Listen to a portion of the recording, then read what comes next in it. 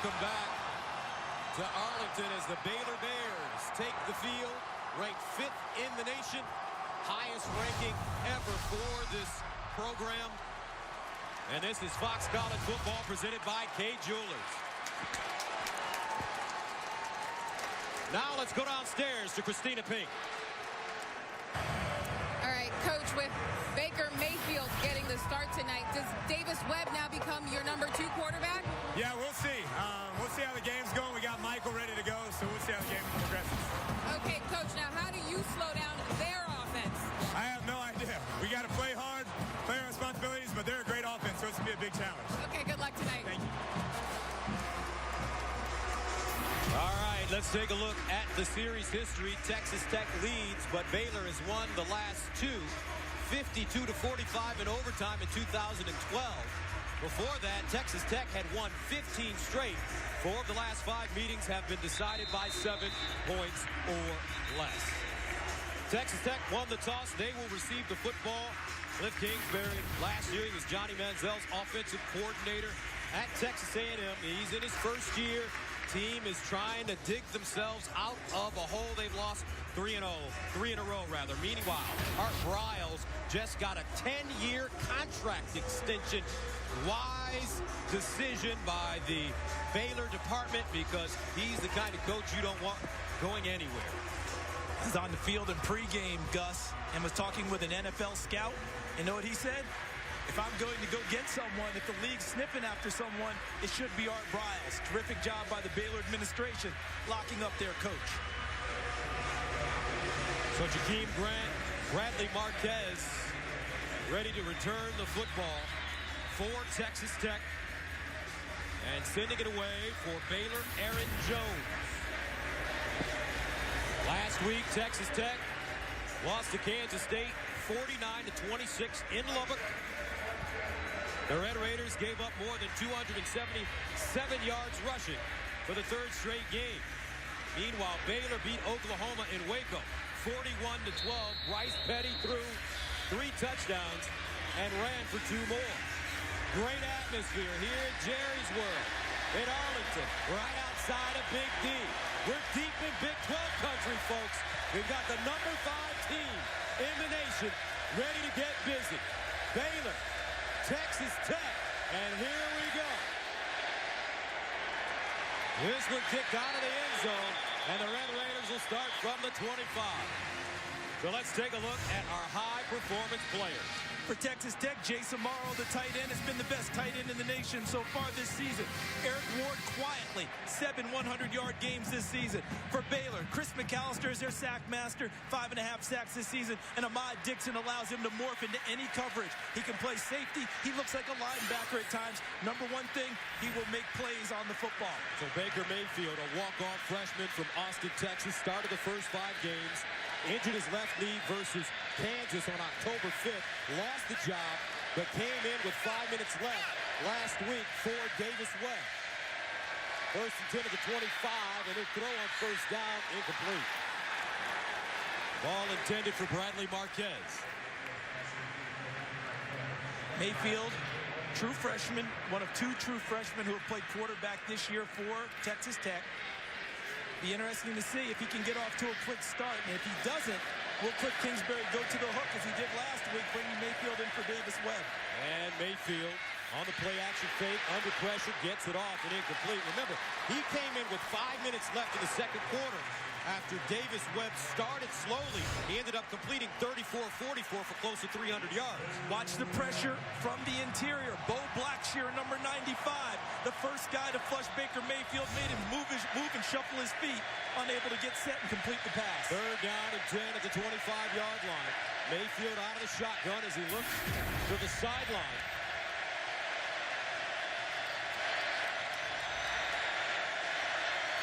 And here's Mayfield to throw, looking near side, and he has his tight end, Jason Morrow, makes the catch, picks up the 1st down on a big 3rd down and 10.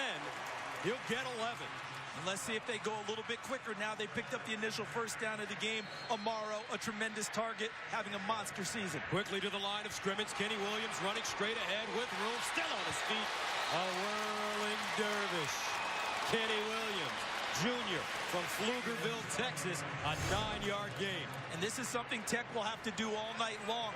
Run the football enough to keep Baylor's attention so they can't just totally load up on the outside receivers. Opening series for Texas Tech. Here's the handoff. Kenny Williams running right, picks up the first down. So what has happened to Texas Tech? They started 7-0. They were ranked 10 in the BCS, but they've lost 3 straight games. What's happened to this team? Couple of things happened. Number one, the schedule got tougher. They went up to Oklahoma and had a tough time. Number two, defensively, unable to slow anyone down running the football. Teams are averaging over 275 yards a game in the last 3 games running the ball against Tech.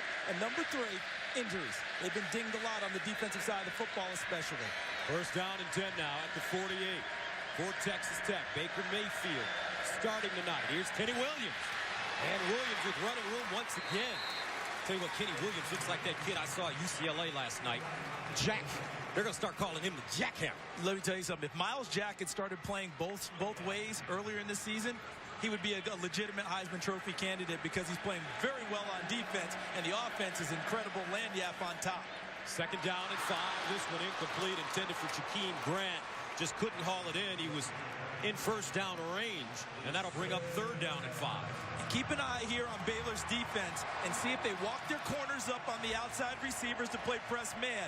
If so, Amaro becomes easily your number 1 target, working inside against the nickelback safeties and linebackers. Amaro, the slot receiver at the bottom of your screen. Here's Mayfield. Steps up in the pocket, wants to run it close to the first down, and he'll get it. Or will he? It depends on the spot. Eddie Lackey with the tackle.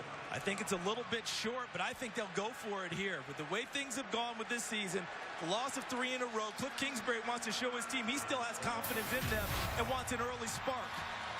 So on fourth down and 1, the Red Raiders electing to go for it. Kenny Williams lines up in the backfield with Baker Mayfield. And I wouldn't run it here, Gus. I'd throw it if I'm Texas Tech. And they will. He rolls out on the money, first down. Jordan Davis checked in on fourth down, and he's got glue on those fingertips. First down, Texas Tech. The reason I said throw it, not run it, know what your personality is as a program. Fourth and short, you're really not a jackhammer, move people off the line of scrimmage team. You're much better moving the pocket as they did. Bayfield with a short throw picks up the first down. First down and 10 at the 39 of Baylor. Here's Mayfield. Scrambling out of the pocket, throws on the run, incomplete. That ball intended for Eric Ward, the senior from Wichita Falls, Texas. Dimitri Goodson, number 3 in the coverage there. Gus, you probably remember him from Gonzaga, a point guard there, a starting point guard for that Bulldogs going to the NCAA tournament. Changed over to football because he thought he had a better chance of an NFL career than he did an NBA career. Second down and 10 at the 39, 11th play of the drive that started at the Tech 25-yard line. Empty backfield for Mayfield. He'll let it fly quickly underneath Davis with the grab in heavy traffic as he's ridden down by Terrell Burt. But he gains, let's say, 3.5 on the play. Third down and 7. 3 receivers at the bottom of your screen. Baylor showing blitz. See if they check out of it now. Phil Bennett, their defensive coordinator, orchestrating from the sideline. Here's Mayfield. Looks far side. Incomplete. No flag on the play. Bradley Marquez, the intended receiver. And it looks like he may have been held up by K.J. Morton. He's got a nice hand and jersey on the inside. They missed that one. That's one where you had to make, you really needed to throw the flag because of Morton grabbing all that cloth and impeding the progress of Marquez downfield. K.J. Morton got away with that one. So Texas Tech will throw caution to the wind. Cliff Kingsbury, remember folks, he's only 34 years old. He's not experienced enough to be nervous on fourth down and 7. And there's Phil Bennett, the defensive coordinator, who has all the experience, and he's experienced enough to be nervous on fourth down here because you never know what Cliff Kingsbury might do. Now Tech decides to call a timeout on fourth down and 7. And we'll stay right here. Great atmosphere, folks. This actually feels like a bowl game. The pageantry of college football in full display. And when this series began, when they started taking it off campus and moving it here to the Metroplex, that's one of the things that Art Briles sold his team on, because Baylor wasn't used to going to bowls at that time. Guys, this is what a bowl atmosphere would be like. This would be like a bowl game. This is what we want to get to each and every year. Now, 4 straight seasons, right, is what we're talking about. Baylor going to bowls now when you add this year in. Guess what? Not the same now. Now they want bigger and better. This should be normal for the Baylor Bears now. Baylor coming into this football game undefeated, 8-0, 5-0 in Big 12 play. Their season about to get tougher with Texas Tech here, Oklahoma State next week. They'll wrap it up with Texas at the end of the year. TCU sandwiched in between, 4th and 7. I think they're going to go after it. Baker Mayfield. Sideline, incomplete, and a flag. That time they got the Bears. Dimitri Goodson will be called for pass interference. And I know there's no such thing as makeup calls, but if it was close, they were going to get it. The pass, holding, number 3, defense, 10-yard penalty, automatic, first down. To the total outside of your picture, to the left side of your screen, 18 in white is Eric Ward. Goodson wraps him up, holds him, makes it easy for the official to throw the flag.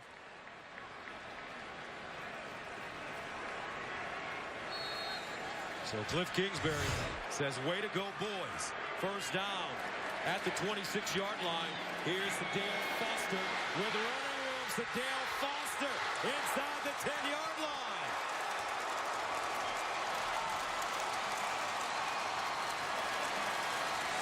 A 20-yard gain. What an excellent move by Sadale Foster to make the first tackler miss and allowed him to get to the edge and vault his way towards the end zone. As we look at the red zone offense now, 20 field goals, way too many for Texas Tech. They've got to think 6 and 6 alone on this drive. So first down and goal of the 6. Opening series for Texas Tech. Mayfield throws the fade in the corner. And Marquez can't get up to get it. K.J. Morton there defensively. One thing we've learned early in this game, the Baylor corners will be physical. They will give up a couple of calls if they have to, but that doesn't seem like they're going to back off. So if you're the Texas Tech wide receivers, you got to think about every route you run. You have to be as physical, if not more, muscling up for the football. Second down and goal of the 6. 15th play of the drive. Mayfield gives it up. Williams throws. Amaro. Touchdown, Tech. Abracadabra.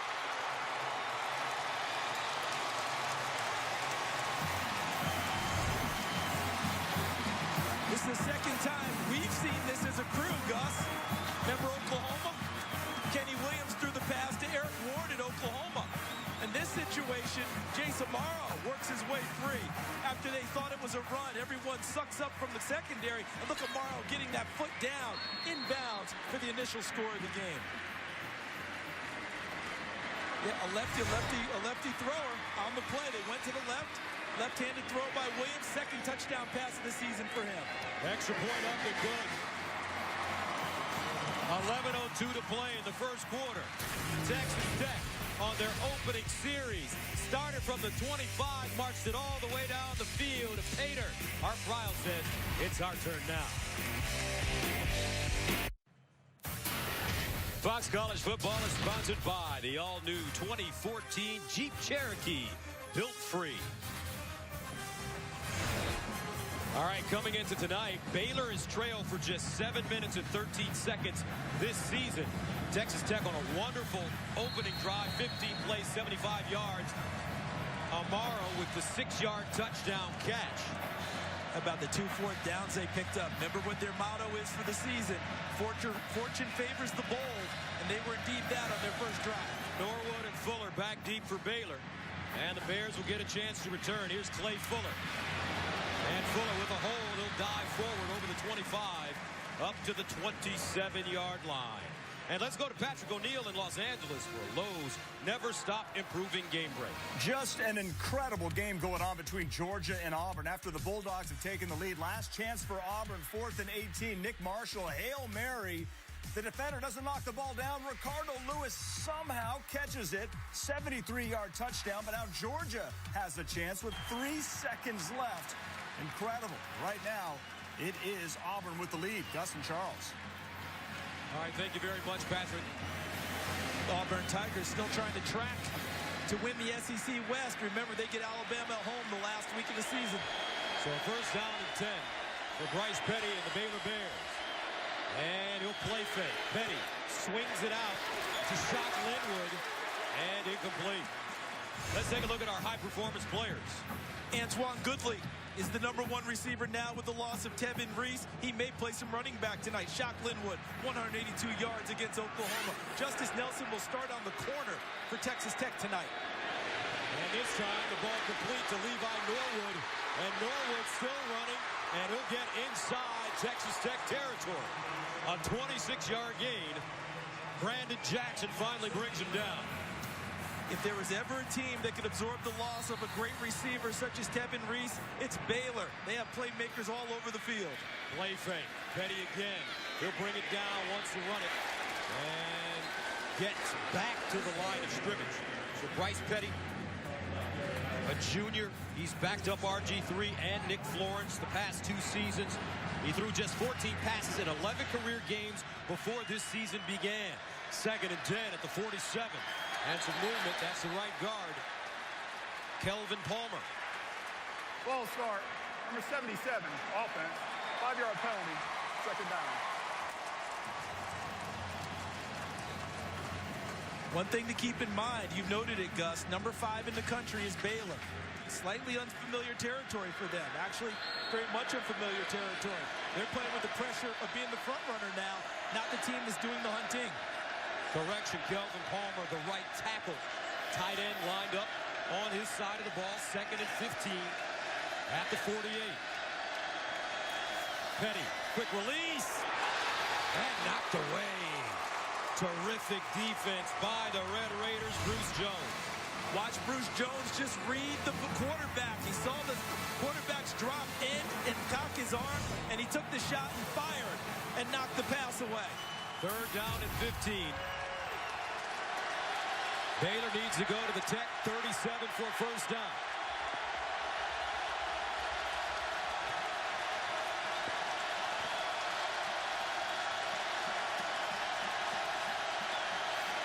Here's Petty. Under pressure. And incomplete. Texas Tech brought the heat. Kerry Hyder getting to the quarterback. And Baylor will punt it away. Left side of your screen. Kerry Hyder coming with Pete Robertson. Here he is hitting Bryce Petty. Last week, Texas Tech was flat and uninspired in their game against Kansas State. You think the coaches didn't get after him a little bit this week? They're coming out with a much better effort tonight. And remember, nothing to lose Texas Tech side. They've lost 3 in a row. They just want to reverse their fortunes. Spencer Roth punting from the 34. Jordan Davis back deep. He'll let it take a bounce and bounce out of bounds around the 10-yard line. So Jay Zamaro, the All-American tight end, already has a touchdown. He and the Red Raiders back right after this.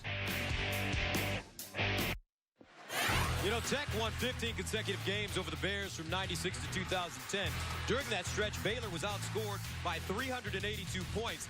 Texas Tech's offense outgained Baylor an average of 198 yards a game, and the average score of those games was 42 to 18. However, Baylor has won the last 2. First down and 10 at the 11-yard line now for the Red Raiders. Foster in motion out of the backfield. Mayfield, quick release underneath. And this ball is caught, and they advance across the 10-yard line. Dylan Cantrell, a backup wide receiver, starting to get a little extra playing time. So Cantrell will trot off the field. 2nd and 7 at the 14 after the 3-yard gain. Here's Mayfield again, looking near side. Oh, he put that one right between the numbers, folks, to Eric Ward. A frozen rope from Mayfield, and it's a gain of 10 and a first down. You can tell this Texas Tech staff did not spend all week beating down these kids. They propped up their confidence, told them they still believed in them, and they've come out aggressively tonight. Now Mayfield wants to run it, squeezes through the hole, and picks up 4. Eddie Lackey with the tackle. Gus, you know what it's like. You've been around when you've seen a 3-game losing streak, and the head coach now, oh, you guys are terrible. You're not doing enough. Cliff Kingsbury and his staff have not done that with this Texas Tech team. He knew they were in a fragile state emotionally. They have not played well in October and November in the last 3 seasons. He needed to give them confidence. Tonight, they're playing with that confidence. So it brings up 2nd down and 6 at the 28-yard line. Second series for Texas Tech. They scored on their opener, going 15 plays. Now Mayfield slings it out. DeAndre Washington. And he's wrestled down shy of the 30-yard line. Good pursuit inside out. That's Bryce Hager, number 44, the linebacker who should be considered for All-American, as well as Ahmad Dixon, the safety.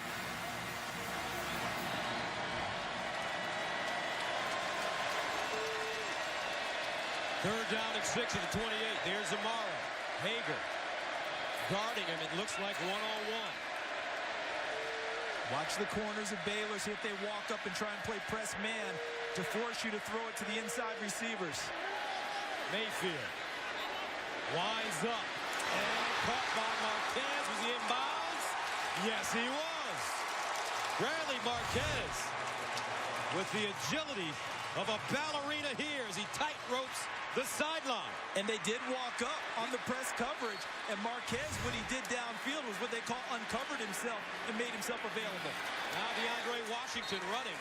But Marquez picked up 28. Hager with the tackle. Nice route, nice throw on that last big pickup to Marquez. Morton was stride for stride. Marquez found an extra year and got away and presented a nice target for Mayfield to drop the ball into.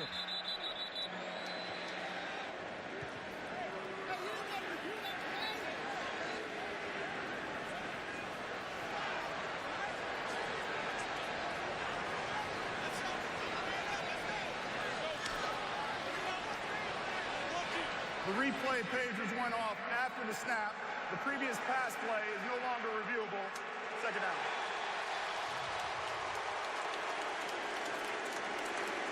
You got to get the review in before the next play, what they want to see.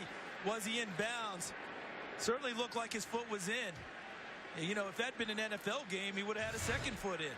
So, well done by Bradley Marquez. Marquez with the 28-yard reception.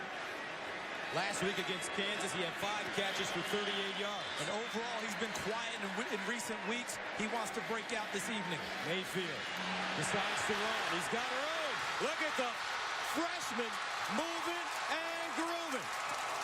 A 19-yard gain for the walk-on. Ahmad Dixon finally brings him down. And when he made up his mind to run, he ran with a purpose. He wasn't running looking to get down. He wasn't running waiting to be tackled. He ran to get everything he could out of that sprint. So they've had gains of 28 and 19 on this drive. 1st and 10 at the Baylor 20. Mayfield, play fake. Looking for Ahmad. Touchdown! Uh-oh, folks. The number 5 team in the nation got trouble. Texas Tech, all business to start this one, and they've got a chance to take a 2-touchdown lead. Watch Amaro right here. He runs a pro route. It's called a stick nod. Stick there. Nod to the inside. And look at Mayfield put it right on him. Amaro has spent a lot of time in recent weeks working with Eric Morris, inside receivers coach, watching NFL tight ends run their routes. It sure paid off on that one. That looked like a next-level play. Ryan busted in to attempt the extra point, and it's good. Texas Tech scoring on their first 2 drives of the game. Baker Mayfield pitching. Jason Morrow catching. 14 shape. Tech.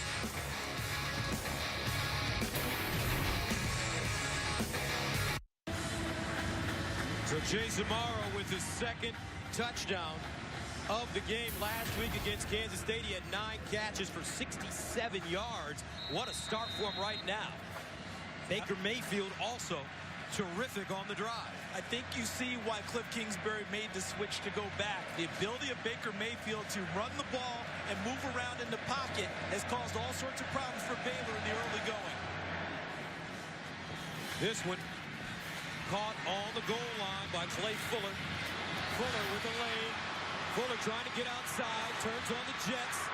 Fuller gets to the 40 and finally upended around the 43-yard line. So Bryce Petty will have great field position to start.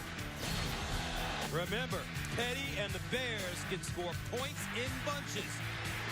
Back to Jerry's world right after this.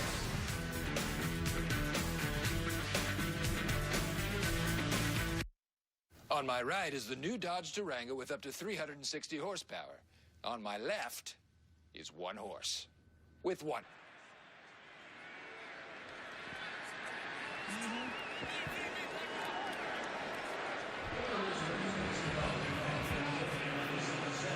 So back here at AT&T Stadium, one of the great stadiums in not only America, Charles, but the world.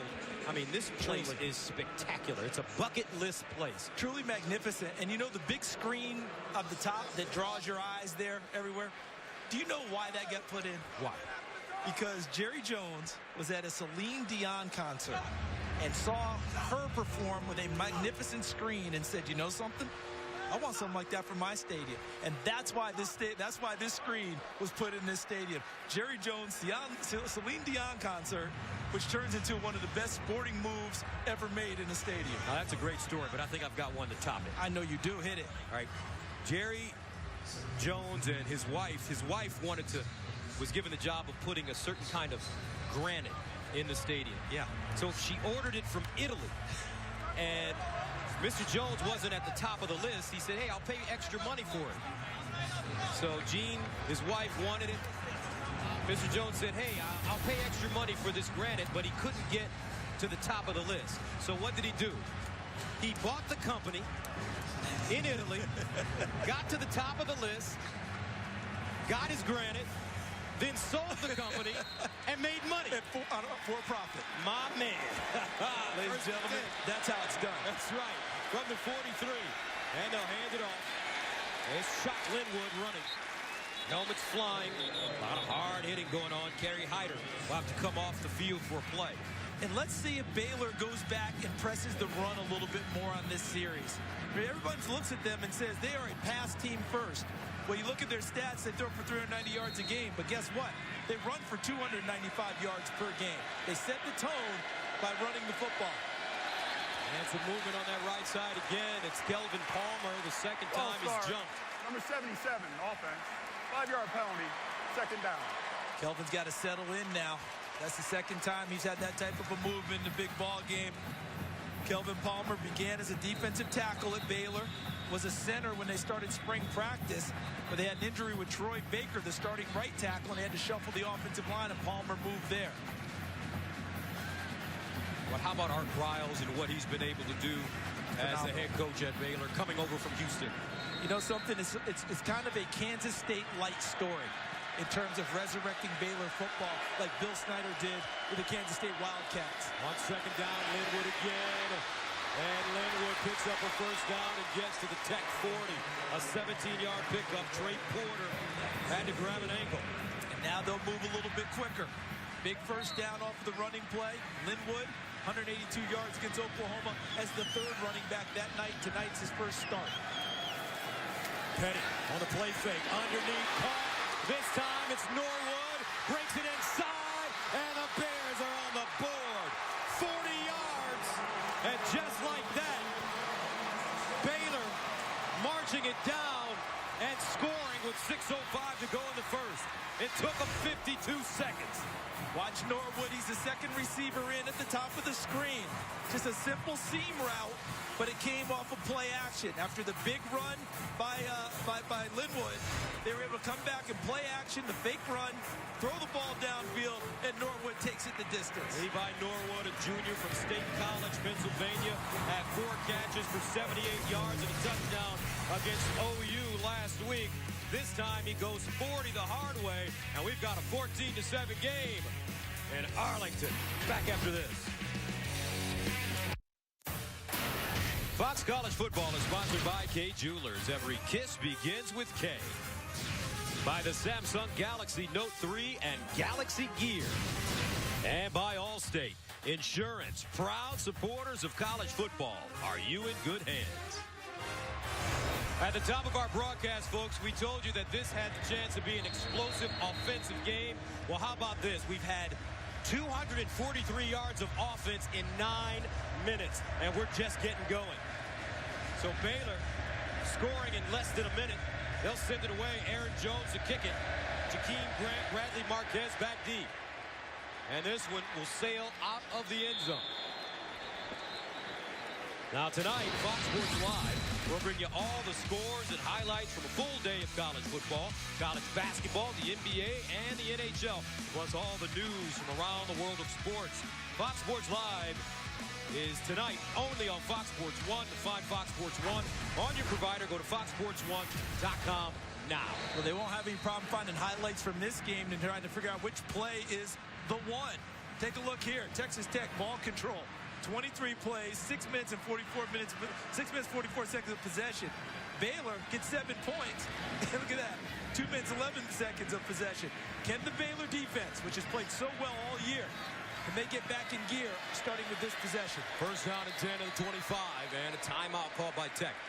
And we'll take a quick break. 6:05 to go, first quarter, 14-7. Red Raiders. Third series for Texas Tech. In their opener, they went 15 plays, covering 75 yards, ate up close to 4 minutes as Amaro scored. And then they went 8 plays, 89 yards, in 2:46. Amaro again underneath. They find Sadale Foster, a flag on the play. Jamal Palmer wrapping him up. Baylor has substituted their entire defensive line. They're all number 2s on the field right now. And I tell you what, as you take a look at the 2 officials there, these officials have been in the weight room. Yeah, Scott Campbell, the umpire there. Look at these guys. All right, and that's the referee, Alan Eck. Holding, number 93, defense. 10-yard penalty from the previous spot. The penalty results in the first down. And that's Suleiman Masumbuko. I take it back. He's actually a starter. He's the only one I see on the field now. You look at the penalty situation, 4 of them. Maybe he was trying to hold up someone trying to get out in a route, and that's what they caught the hold for. First down and 10 to the 35.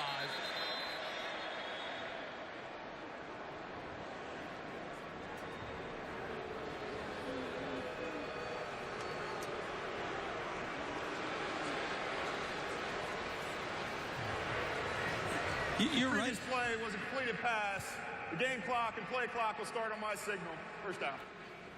You're right about the officials, though, Gus. They match each other for set in the weight room, aren't they? I tell you, you don't want to argue with those guys. Somewhere, for sure. Somewhere Ed Hockley, if he's watching, he's like, yeah, but you haven't worked out with me. First down and 10 to the 35 for Tech. Play fake. Mayfield. Scrambling. Mayfield. And he just gets rid of it. And that's what you like from Baker Mayfield. That's what he brings to this offense for Cliff Kingsbury. That mobility, the ability to escape pressure, and he had to really get on the good foot there because Andrew Billings, the freshman, number 75, was in hot pursuit. Does Andrew Billings look like a guy who broke the state high school powerlifting record? That agility did not suggest a guy who was squatting 800 pounds. Second and 10, and they run the reverse. Jakeem Grant. Mayfield, look at him throw a block, but they won't go far because the Bears sniffed it out. Said, no, not here. K.J. Morton stayed home. Watch to the backside of your screen. K.J. Morton reads it the whole way, never over pursues, forces it inside, and makes the tackle. Terrific play as you diagnose, Gus, by K.J. Morton. A loss of 1, third down and 11. Baylor defense starting to wake up now. They would love nothing more than to get off the field for the first time against this Tech offense, who scored on their first 2 series. Mayfield delivers up the sideline. Whoa! And he has does it at the 35. Baker Mayfield pitching pennies, folks. Eric Ward. And what a route by Ward, because downfield, Ward was able to see the ball before the defensive back and make the cut inside and make a play on the football and complete the pass. That's a gain of 29. Kenny Williams. And Williams with the leg drive. They won't bring him down. Still moving. Pushing the pile forward. That's a gain of 5 yards. Watch Eric Ward on the last play. He sees the football before the defensive back does. Able to slow the brakes and cut inside. Maybe a little well-positioned push in the back, too, to cut inside and make the catch. Eric Ward, a senior receiver, running that route with intelligence. Second down and 5 at the 32. Mayfield again throws off his back foot to Davis. And he's got it at the 5. And again, the defensive back does not locate the football until it's too late. Ahmad Dixon gets his head around, but the ball's already dropped in the bucket of Jordan Davis. And here's Grant running. They lined him up as a tailback. Remember, Texas Tech has scored on their first 2 series of the game. They're trying to make it 3 in a row. And they're going with their heavy lineup. Trey Keenan, number 93, is checked into the game, showing a bigger, stronger offensive line. But with Texas Tech, that's often an illusion. They show you a heavy lineup and then throw the ball. Mayfield out of the gun. Looks in the corner. Incomplete. Dylan Cantrell was open. And Mayfield put a little too much on it. They okey-doked him there, Gus. They showed the heavy run lineup with Keenan in the game, faked the run, and had Cantrell. He just overshot the mark a little bit. Third down and goal at the 6. There's Amaro in the slot. Split backfield. Mayfield will throw it again, lofts it up to Ward. Woo! What a catch! One hand!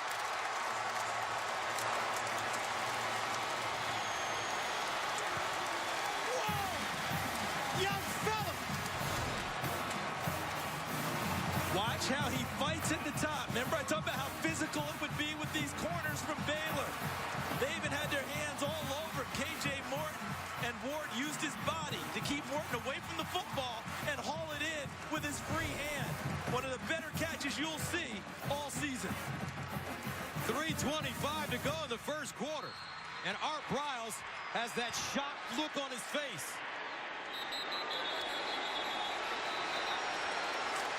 And a timeout called by Baylor. But Eric Ward, wow. I wonder if they're calling timeout, hoping to get a look at this on replay. Let's see. Ward brings it in, goes to the ground. You see the ball move, but it stays in the body of Eric Ward. They called it a touchdown. I don't think they can overturn that. I think that he had plenty of possession. Ball hits with his arm, but I think that it stays within him. That ball is never lost. I think that's a touchdown that's going to stand. That's why I think they've got a timeout. The ruling on the field is a completed pass for a touchdown. Baylor is challenging the ruling. All right, let's go to our rules analyst in Los Angeles, former NFL official, Mike Pereira. Mike, your thoughts on this catch or no catch? Well, I tell you what, I would hate to see replay take away a great play like this. And to me, he does have Correction. control. Baylor elected to take a timeout. There is no challenge. Timeout, Baylor. Their first charge of the half. 30 seconds in line. All right, Baylor will not challenge this play. It's not a challenge, but the timeout still stands for them to look at it. So, Mike, what do you think? And I think that's maybe they got to look at this last shot we showed them and decided not to challenge. But it in the rear end hits first, inbounds. The ball does move a bit, but you see that right hand is solidly on the ball, and he doesn't lose it. So great catch. The play will stand. Thank you very much, Michael.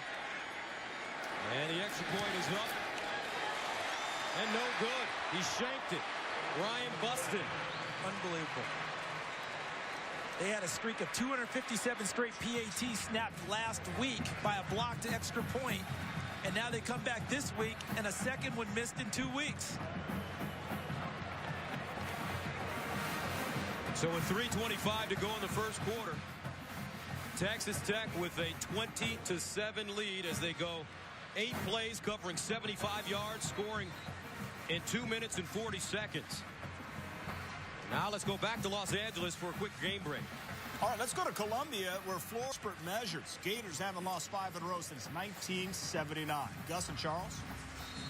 Well, Patrick, we're seeing some of that here with Texas Tech. They've lost 3 in a row, didn't play well last week, and they decided, hey, we've got nothing loose, let it all hang out. I think Florida's playing the same way as South Carolina in the early going. Look at the numbers, though, for Baker Mayfield. He started 3 of 9, now 9 of 11. As the Red Raiders will send it away. And this one will be down in the end zone by Clay Fuller.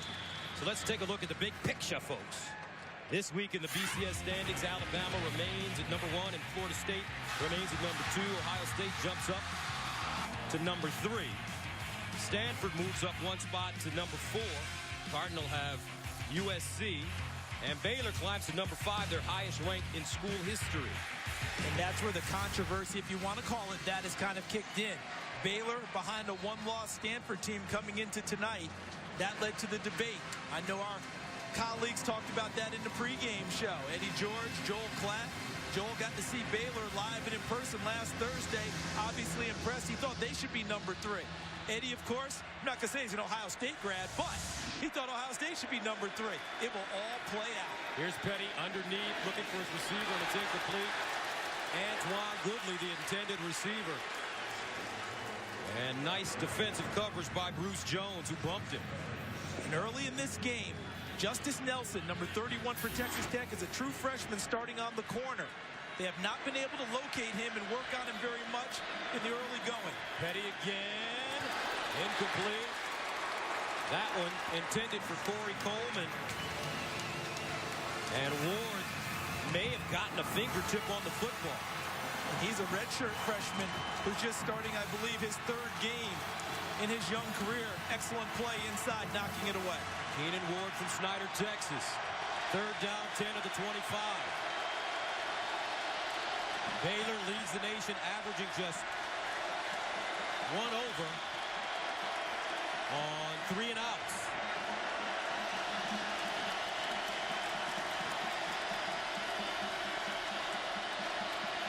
Here's Petty. Delivering. And nobody home. Closest man to the football, Clay Fuller, and the Bears are forced to punt it away. And that was a safety, Trey Porter. Look at that, just the 13th 3 and out this season. The fewest in Division I football, the FBS. And Trey Porter, a safety normally, was on the coverage, pinned Fuller to the sideline, nowhere to place the football. You surprised with this score? I am, because I didn't expect Texas Tech to have this much success against Baylor's offense in the early going. Big credit to Matt Wallerstedt's defense of the Red Raiders. Bears send it away, angled toward the near side, takes a bounce, a Baylor bounce, and finally will be downed at the 10. Now, Fox Sports Supports is proud to partner with Johns Hopkins Medicine. Johns Hopkins is at the forefront of groundbreaking research into autoimmune disorders like multiple sclerosis and lupus. Join us in the fight against autoimmune disease. Donate by visiting hopkinsmedicine.org/Fox. I think there's a little thought on that punt that maybe it might have touched the Texas Tech player trying to block, but it went through and did not touch it, so Tech be able to keep possession starting on their own 14-yard line. First down from the 14 for Baker Mayfield, who's been terrific in this first quarter. Mayfield winds up. Looking for Marquez, incomplete. A flag on the play, though, near the line of scrimmage. And as they look at this flag, you know what else has helped Baker Mayfield tonight, Gus? His receivers have come up big. They've made plays for him tonight, helped elevate their play in order to help a struggling football team.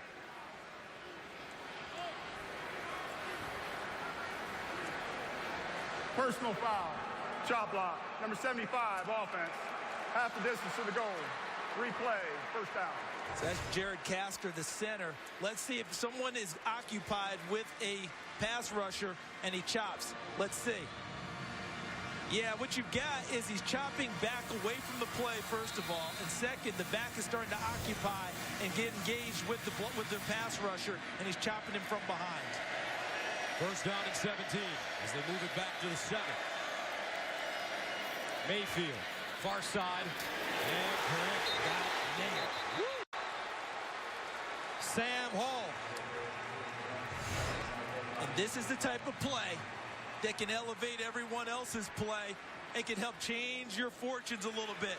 Sam Hall, a safety last year, moved up closer to the line of scrimmage because of his ability to do just that, which is strike someone and put a blow on him. Comes up big for Baylor. Makes it second down and 17 at the 7. Mayfield, pump fake, steps up, buys time, throws, and incomplete. Jakeem Grant close to the football. All season long. Williams, now once he does that, now he gets the benefits of the wall. He makes a second one miss. That's the punter, Erksleben, who was an all-state defensive end in high school. Extra point good. Set up for him with excellent cuts, excellent vision. His second punt return for a touchdown this season. And Bryce Petty, who was getting ready to come out in the field and lead his offense, hey, I'm cool with that. We'll take 6 without me coming back out on the field. Baylor firmly back into this football game. How about Norwood, the son of a coach? His dad on the staff here at Baylor, and he gets it done. Norwood with a 40-yard touchdown reception. Now a 58-yard punt return. This young man from State College, Pennsylvania, showing out. And we still have a minute and 39 to go in the first quarter. Gus, he originally was signed with Penn State. His dad was on the staff there. His dad took the job here at Baylor. Joe Paterno graciously let him out of his letter of intent to sign with his father at Baylor, followed him here, and has actually played on the Baylor basketball team in past years. A terrific athlete making huge plays this evening. Aaron Jones to kick it away. Grant and Marquez back deep. And this will be Marquez from the 6. Marquez finally taken down to the 26-yard line. Orients.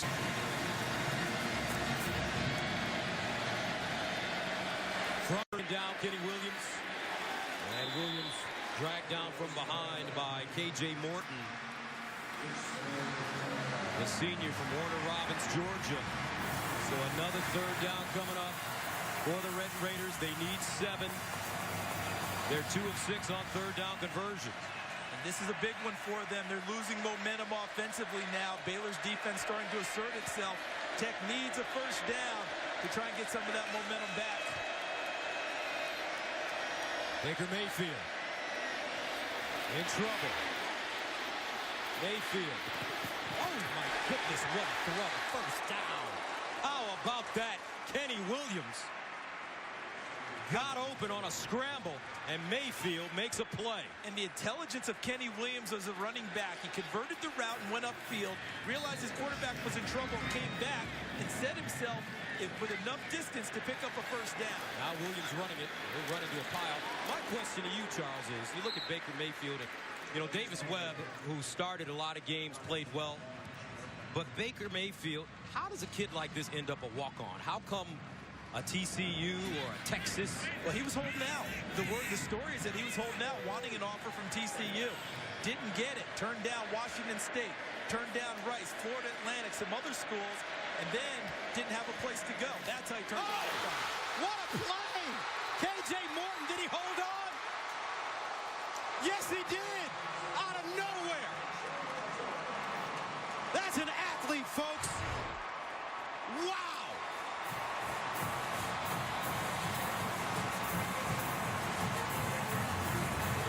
Incredible!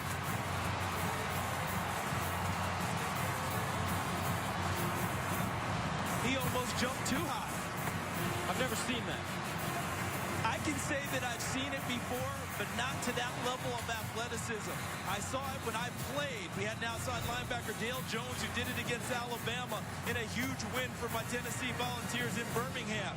But that athleticism, Morton climbs the ladder, and Williams, the running back, was there to block him, but he didn't get close enough to block him. That wasn't Williams' fault. He just never got there, and the ball stays in his mitts, and Baylor has it. Watch him try and strike fast.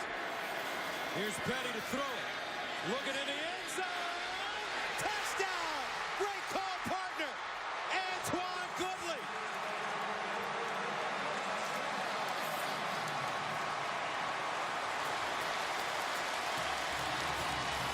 These Bears have swagger. They're not your average Bears. These are not your father's Bears by any stretch. The freshman Justice Nelson getting his first start on the corner. Antoine Goodley essentially just runs right past him. Play fake, Petty, ball delivered. Right now the game's tied, and Baylor takes a 1-point lead. 4 seconds to go in the first. 21-20, Baylor. Antoine Goodley is built like your normal running back. Look at that physique. He squats 600 pounds, but he runs like a true wide receiver. And there's KJ Morton happy that he provided the football for his offense. Bryce Petty pays it off for a terrific defensive play. And Gus, I think we could go back to a couple series ago. The big hit by Sam Hall on a pass. 2 plays later, Ahmad Dixon, another big shot. And Baylor has held and said not anymore for a while. And this game has started to turn.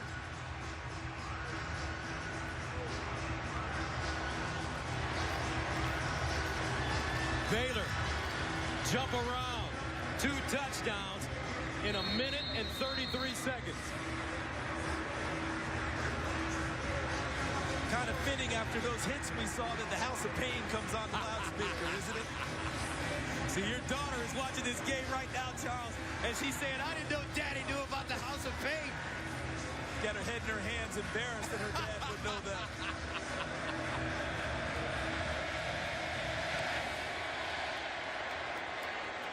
Grant, and he'll bring it out. Jakeem Grant. And he is roughed up at the 17. Orion Stewart again. We've seen some plays, folks, in this one. Goodley, the Bears coming back. And just think, we're getting ready to start the second quarter, 21-20. Welcome back, and here's a look at the Ford stat comparison. Well, if you're looking at these stats, Gus, if you just joined us, who do you think's winning this game? I mean, look at that. Texas Tech, big numbers on their side. But Baylor's up 21-20. Punt return and big strikes. And they'll hand it off. DeAndre Washington will be tackled for a loss. Andrew Billings, the freshman from Waco, with the tackle. Gus, he broke the state powerlifting record in high school last year. 2,010 pounds combined, including an 805-pound squat. He's going to be hard to move inside. Second down and 12. Mayfield. And another terrific catch by Eric Ward. Falling down. He's got a big smile, as he should. That's a gain of 21. He's having some night, isn't he? And he's really helping the quarterbacks. And again, got away with a hold was Dimitri Goodson. Ward came back inside, located the football. What's happening to the Baylor defensive backs is they're not locating the football in their coverage. And Baker Mayfield is whistling it past their ears. Second one-handed catch. The first is for a touchdown. And they'll find Foster. And Foster lucky to get back to the line of scrimmage. Eddie Lackey brings him to the turf. But these Baylor Bears are very violent tacklers. Yeah, they have no problem at all putting a lick on you, do they? Second and 10 at the 37. Washington, the pistol back. They give it to him. Tries to break it outside. And he'll gain maybe a yard on the play. Dixon and Lackey combining on the tackle. Look how they close, Charles. Watch Eddie Lackey, number 5. Can you believe this is a guy that began his career in Division II at Northwoods? Got there the first day. You know what the coach told him? Son, you're too good for this level. Ended up transferring out after a season, junior college, ends up at Baylor, and boy, is he playing well. And 3 different times in his career, he's been named the Big 12 Defensive Player of the Week. 3rd and 8. Mayfield steps up. He's got a lane. Looking for the first down, and he'll go down short.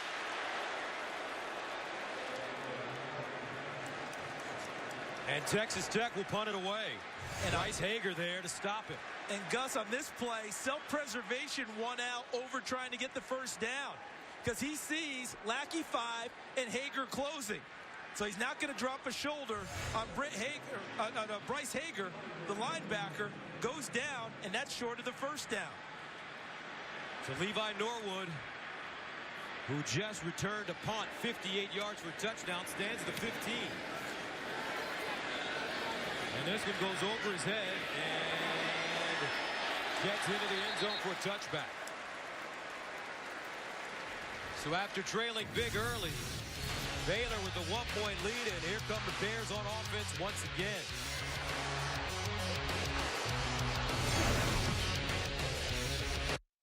This season, the Baylor offense leads the nation in combined yards per game, combined points per game, and are on pace to set single-season records in both categories. When you look at Coach Dryles, 21 years as a high school coach, he paid his dues all throughout Texas. And there's always a man when we see these high-powered offenses. That man currently resides in Pullman, Washington, that is a mini architect of what we're seeing in college football. Yeah, and Art Briles, you talk about Mike Leach up at Washington State. Art Briles on his staff at Texas Tech for a while. Here's a handoff, Linwood with space. Finally knocked out of bounds now by Trey Porter and Bruce Jones. Now the first 2 backs are not playing tonight for Baylor. Lake C. Strunk, their All-American running back, and Glasgow Martin. Shock Linwood playing. Now Christina Pink told us he's got a little bit of a dinged-up knee right now, too. Linwood running. C. Strunk has a groin injury, and Glasgow Martin with a knee injury. And this is what the Bears are missing. Yeah, Tevin Reese. Look at that, 25 yards per catch. He had wrist surgery this week. They hope he'll get him back for a bowl game. Lake C. Strunk with a groin injury, and Glasgow Martin a knee injury. 3rd down and 3.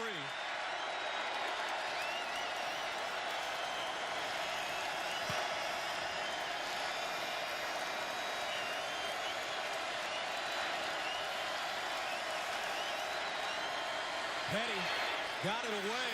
This would be a first down for the Bears. Linwood. Great call by the Bears offensive staff.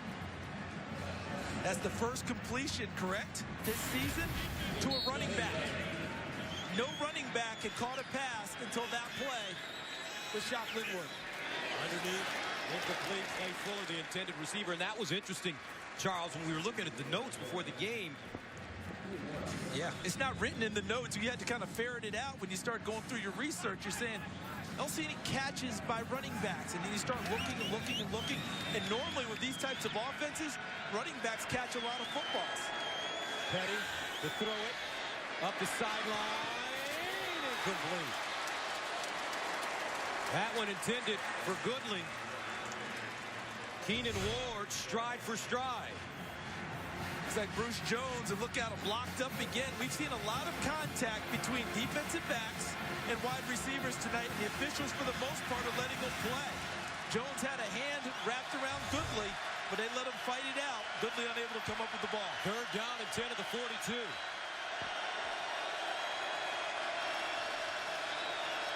Look at all the signaling going on to decide what the final play call is. Empty backfield for Petty. He can run it. Petty underneath, caught. Goodley, first down, still running, and out of bounds at the Texas Tech 43. Now watch from right to left, Gus. Goodley coming underneath. Petty waited an extra count and gave it to him. Why? Because once he catches the ball, he turns into the running back that his body type shows. Crossing route, got it done. Sorry. A 15-yard gain. First down. Petty on the draw play now. And Petty gets to the 32. Will Smith takes him down. You missed that call by one play. You had it. Because you talked about when they get to an empty set, don't be surprised if Bryce Petty uses his legs. One play later, paid it off for you. Gained 11. Petty now to throw it. Looking good. Off his fingertips. But a flag on the play at the line of scrimmage. And a holding is getting ready to be called. And it will go against the Bears. Holding, number 77 offense. 10-yard penalty. Replay, first down. Been a tough night for Kelvin Palmer, hasn't it? That's his third penalty of the evening. The first two were false starts. Now he picks up a holding call. The right tackle for Baylor. So a first and 20 at the 43. Really, does first and 20 daunt this offense? Not at all. Petty hands it straight ahead to Linwood. And Linwood ambushed as soon as he touches the football. Very nice play. It looked like Demetrius Alston, number 51 for Texas Tech, a backup defensive lineman. I think Baylor tried to outguess Texas Tech. Figured they'd load up for the pass, tried to pop something inside. Second and 19. Petty looks up the sideline. He's got a receiver. And knocked down at the last minute. Justice Nelson. Intended for Corey Coleman. Nelson with a great play. They finally tried to pick on the true freshman getting his first start, Justice Nelson. And when you talk to the Texas Tech people, they'll tell you he's their fastest cornerback and their best cover guy in practice. But now the lights are on, and he showed his potential on that play. He's 6 feet 2 inches. Third down and 19. Tech will rush 4. Petty in the gun. Trips at the top of your screen. Here's Petty. Drops it off. And they won't get it. Clay Fuller rather. We'll get back to the original line of scrimmage, but the Texas Tech defense holding. Michael Alway with the tackle. Now Aaron Jones' career long is 58 yards, so he's got plenty of leg. He got that with the wind at Oklahoma last season. Jones last week against Oklahoma, 2 of 4. Good from 29 and 40 yards. He's 8 of 12 on the season. This one from 49 yards away. And he won't get it. He hooked it. Victory for the Red Raiders. 9:28 to go, second quarter. Texas Tech turns the Baylor Bears away. Down by a penny.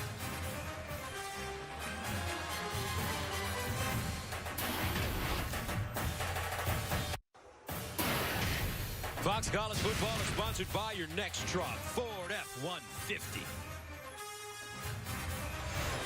And there's Matt Wallerstead, the defensive coordinator for Texas Tech. And my partner reminded me of something that we talked about when we did a Texas Tech game earlier, when they were getting ready for Oklahoma. And he said his defense is designed to take on much more of the Landry Jones style of quarterback than a quarterback like Blake Bell, who runs it more.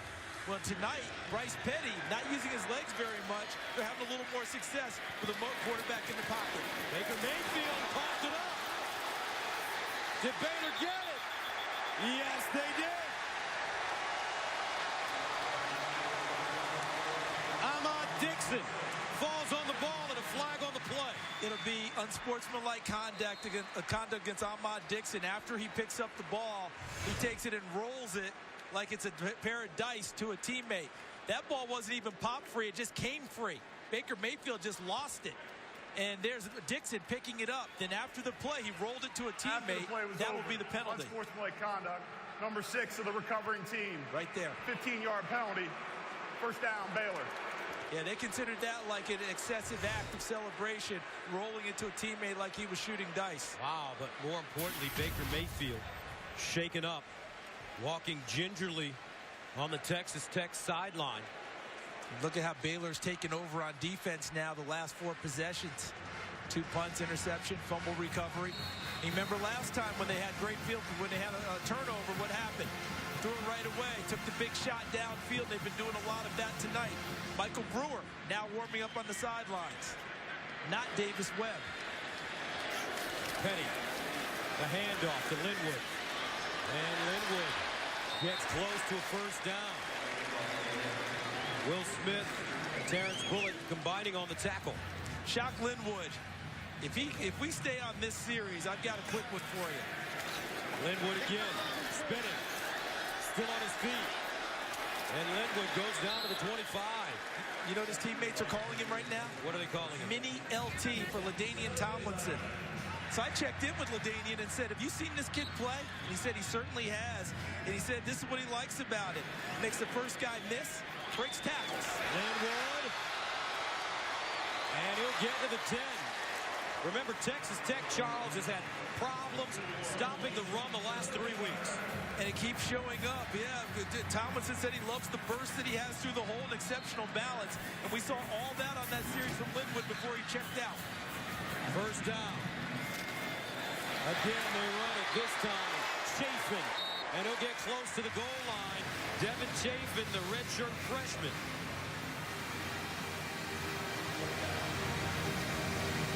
And they don't give you any time to catch your breath, do they? Bears pounding it now. And a touchdown. Devin Chafin.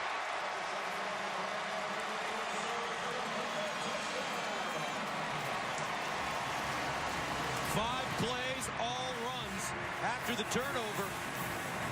And Baylor delivering some massive body shots on that drive to take a 27-20 lead.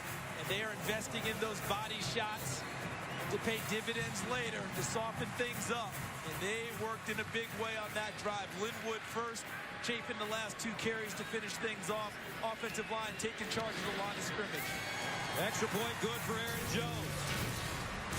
8:18 to play in the second quarter. The number 5 team in the country. They're up now, folks. 28-20.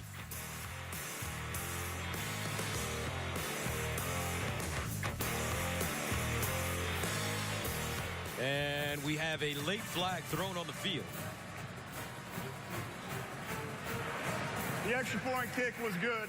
After the play was over, personal foul, number 91 of the defense. A 15-yard penalty will be enforced on the ensuing kickoff. It's Kerry Hyder. So 8:18 to go, second quarter, 28-20. The Baylor Bears, second. All right, Rob.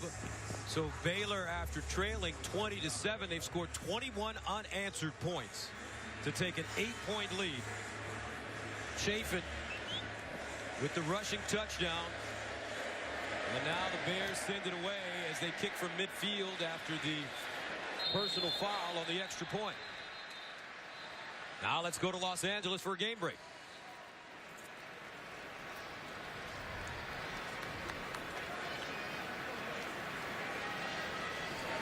And we will get to Patrick O'Neal momentarily. Meanwhile, Baker Mayfield is shaking off whatever injury he was plagued with on the sideline, ran it off, and he's back on the field. And will start from his own 25. And probably the most critical drive of the first half for Texas Tech. Momentum totally gone at this point. They've got to get something to tamp things down. Mayfield pump fake over the middle for Amaro, incomplete. Texas Tech has turned it over 2 times and given up 14 points off those 2 turnovers. Had a nice isolation there with Amaro on Ahmad Dixon. Got to like the size differential. Amaro is 6'6", Dixon is 6 foot, and giving away about 55, 60 pounds on the play, unable to connect. Empty backfield for Tech. Now the motion Grant underneath. This ball caught.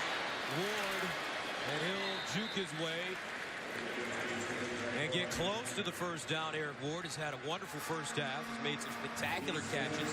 One for a touchdown. Married his 14-year-old sweetheart, Kinsey. They have a son, Jayrick. Have another one on the way. Just a phenomenal young man having a great half, as you noted. Third down and 1 yard to go. Grant the motion man. Low snap. Mayfield rolling. Mayfield in trouble. Mayfield delivers First down, Jakeem Grant. What a tremendous play by Baker Mayfield to be able to slip the tackle by Bryce Hager. And Hager, I believe, is down on the field hurt after the play. And keep going and find Jakeem Grant for a key first down. So a player down for the Bears. We'll take a break.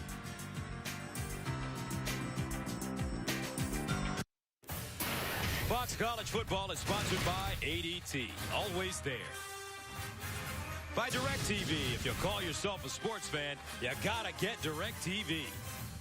And by Pizza Hut. Prep for game day by ordering online from Pizza Hut. Make it great. 7:33 to play in the first half. Baylor with a 28-20 lead after being down 27, but they've scored 21 unanswered points. Baker Mayfield, the walk-on freshman, in at quarterback. First down and 10. He'll hand it off to Kenny Williams. And Williams with some running room. A flag thrown on the play, though. Late flag. Williams getting up, Gimpy. Holding, number 56 offense. 10-yard penalty. Replay, first down. Alfredo Morales, the left guard, getting caught on that play. And you notice on the running play, they went kind of into the area where Bryce Hager normally occupies, didn't they? Hager out of the game with injury. Brody Trahan, number 15, has come on the field to replace him, and they went right at his replacement. First down and 20.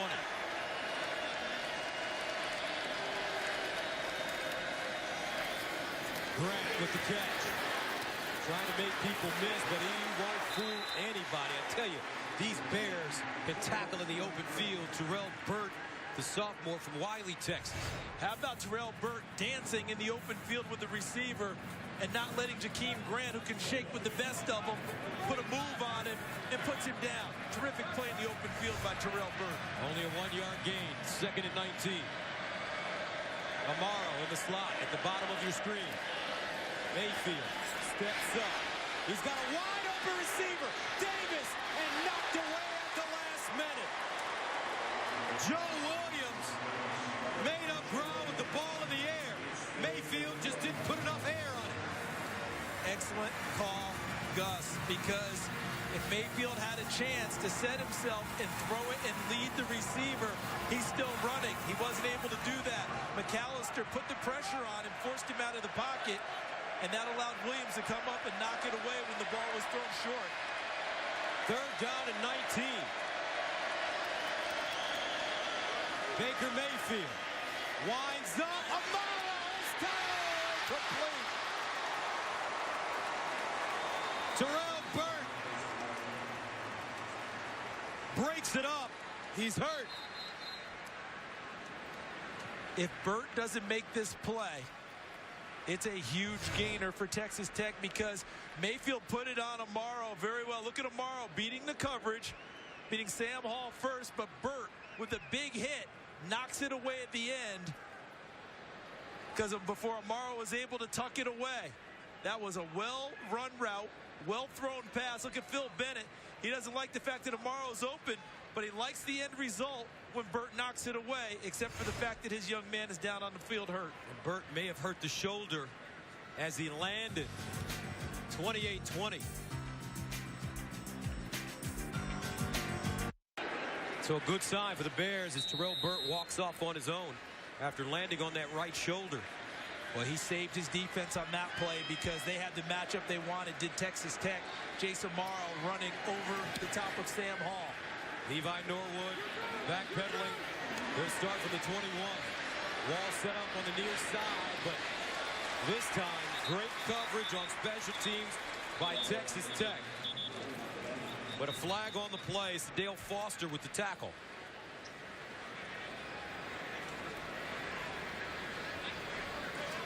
That was tremendous coverage, wasn't it? Yes. Just a sea of white shirts. Nowhere to go for Levi Norwood before they put him down. During the kick, holding, number 18, receiving team. 10-yard penalty from the end of the kick. First down. So let's take a look at our Facebook poll where we Asked our Facebook fans who deserves to be number 3 in the BCS, and here's how they responded.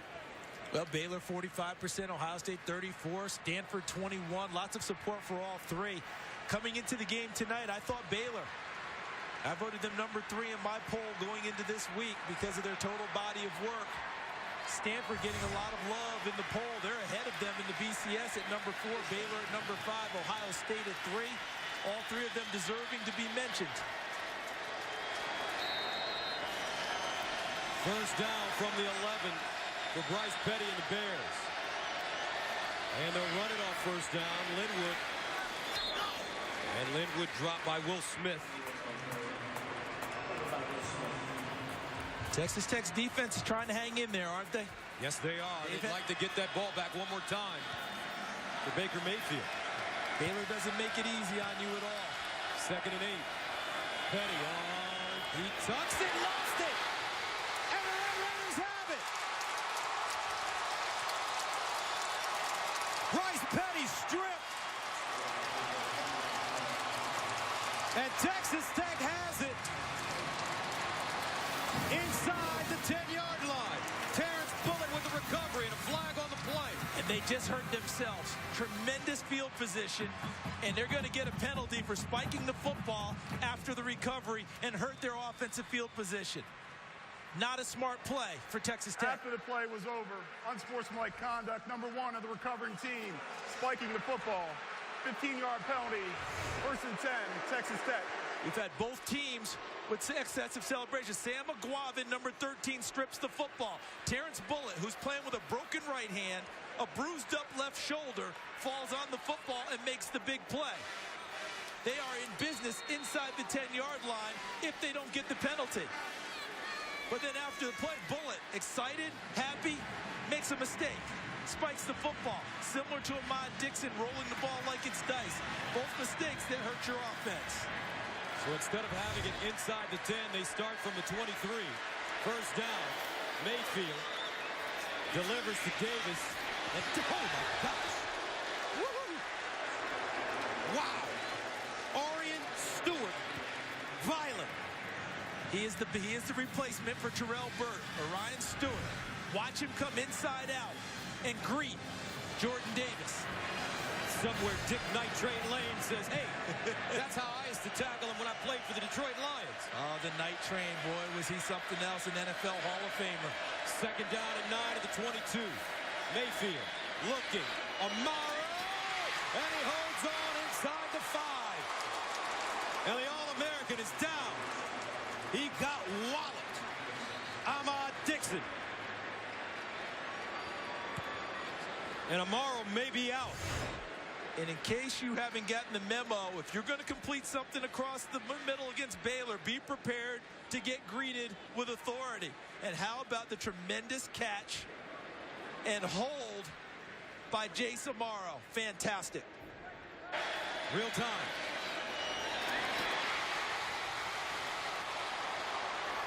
You know what coaches always say, Gus? You know you're going across the middle, and you know you're going to get hit, so you might as well catch the football. Well, we all know that's way easier said than done, right? Way easier said than done. Jace Amaro just pulled off a huge, huge play for Texas Tech, able to hold on to the football after that hit. And Ahmad Dixon may be a little bit fortunate because of his head and where it was on the tackle. With the sensitivity towards targeting. Number 77 for Texas Tech is now wearing number 93. And that would be Trey Keenan, who's coming into the game. Let's take a look now. The sensitivity towards targeting. Take a look. See the helmet into the shoulder pad area. They want to keep you out of the neck, shoulder area with your helmet. No call made for Ahmad Dixon. I think he's fortunate there, just by the way the rule is written nowadays. Tomorrow getting up, he's woozy. He's a tough one, though. Expect to see him back. Tell you what, though, Charles, I've seen Baylor on tape, especially last week against Oklahoma. But these kids on defense, they're playing like Alabama. Listen, like Alabama played last week against LSU. I saw them in practice the other day, and I said, if you strip away the colors and the school logos, Baylor could be in Tuscaloosa, Columbus, Ann Arbor, pick your spot. They look the part now, but right now, Tech in Wildcat. Here's Foster. And he'll lean forward. Under 5 to go. Clock running. Tech in no rush. Stewart with the tackle again. What a great name. Orion. Yes, the hunter. How about how Tech is bearing up in this game, though? The pressure is coming at them from Baylor from all sides, yet Tech has shown no signs of going away. Mayfield back in, second and goal at the 3. Wants to throw in, wide open, touchdown, Jakeem Grant. And I don't know, looked like they ran a pick and roll over there, partner. They certainly did. And it's one of those beautiful ones that you get away with. Watch coming inside. That's the screen. And then outside is Grant. See that? Now you've got 3 guys right here. And that puts Grant open towards the corner. And how well thrown is that football by Baker Mayfield? Well-designed route by Cliff Kingsbury on his with his offense. An excellent execution by Mayfield and Jakeem Grant. Buston, who missed his last one, knuckleballs this one through. So one thing you know is Buston will be on the field early at the start of the second half to work on his form. He's missed an extra point already. But let's recap this game. How about Jay Samaro quick out of the gates after the halfback pass from Kenny Williams and a second touchdown catch from Baker Mayfield. Levi Norwood, 58 yards on the punt return for a touchdown. K.J. Morton, one of the better interceptions that you will see. But Tech hangs in there after the onslaught. Aguavin pops the ball free from Bryce Petty. They're in business, and they end up paying it off with a touchdown pass. Baker Mayfield, Jakeem Grant with an excellent route run by Eric Ward. That was the screen. What'd you call it, the pick and roll? Outstanding, because let me tell you something. If that was a basketball play, that finished with a dunk. All right, that was he rolled, he goes to the basket, he throws it down any way he wants to. Cliff Kingsbury, he is letting it fly tonight. Mayfield has thrown it 37 times in the first half. Clay Fuller, the deep man for Baylor. A lot of time left for the Bears. And Fuller will get a chance to return this one from the 7. Fuller straight ahead and across the 30. Now Fox tomorrow, the next evolution of cop drama is here. Don't miss the groundbreaking show that has critics raving. Almost Human. The 2-night premiere starts tomorrow at 8/7 Central on Fox. Isn't that your man? That's my man. That's your man, Michael Ealy. Michael Ealy, who plays the android that has feelings. How about that? Yeah, when did we start giving them feelings? I mean, when did that start happening? I don't know. When Michael Ealy said, guess what? When I do this role, I'm going to have feelings. That's right. And it's working quite well. First down and 10 to the 32. Here's Petty. Over the middle. Knocked away. Nicely done by Keenan Ward, the freshman. And he's been balling out in this first half. He's made some nice plays. When we last saw him against Oklahoma State, remember he got nailed on the flea flicker and came in on the run, and they threw it over his head for a touchdown. He's learned his lessons well. His coverage has been terrific tonight. Second and 10 of the 32. And a handoff to Linwood. And Shot gets up to the 35. Aguavin brings him down. Look at the play on the ball by Ward, because if he doesn't make that play, Fuller catches it, and he's running upfield.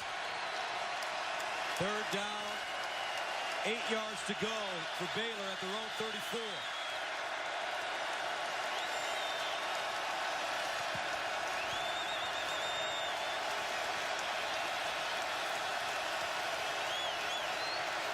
Play fake, Petty to the sideline, caught, but not enough for first down.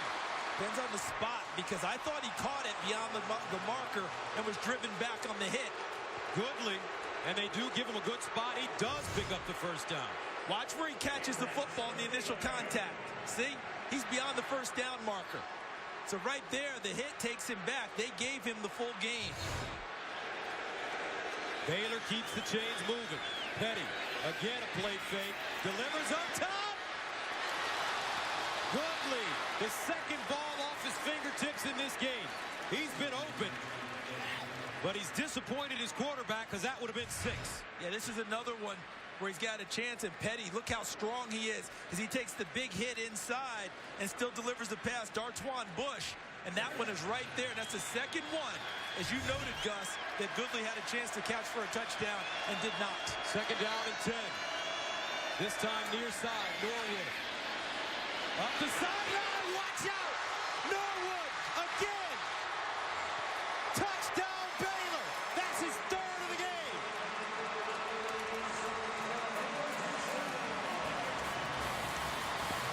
"58 yards for Levi." Give him credit for the touchdown, but here's where the credit has to go. It has to go to number 1, Corey Coleman. Look at that block on Justice Nelson. Now he's allowed Levi Norwood a chance to be an athlete. This is what a lot of coaches say. Once they give you an opening, show why you're on scholarship.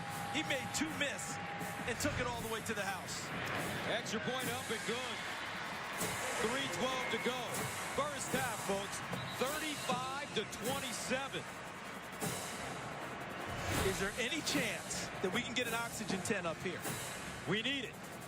How about it? Make it a miss, and then taking it all the way. Levi Norwood. Okay, coming into tonight, 19 catches on the season, 2 touchdowns. How about the night he's putting together? Has the Texas Tech defenders who have played hard all evening got their head in their hands, wondering how do we continue to stop the onslaught that is the Baylor offense.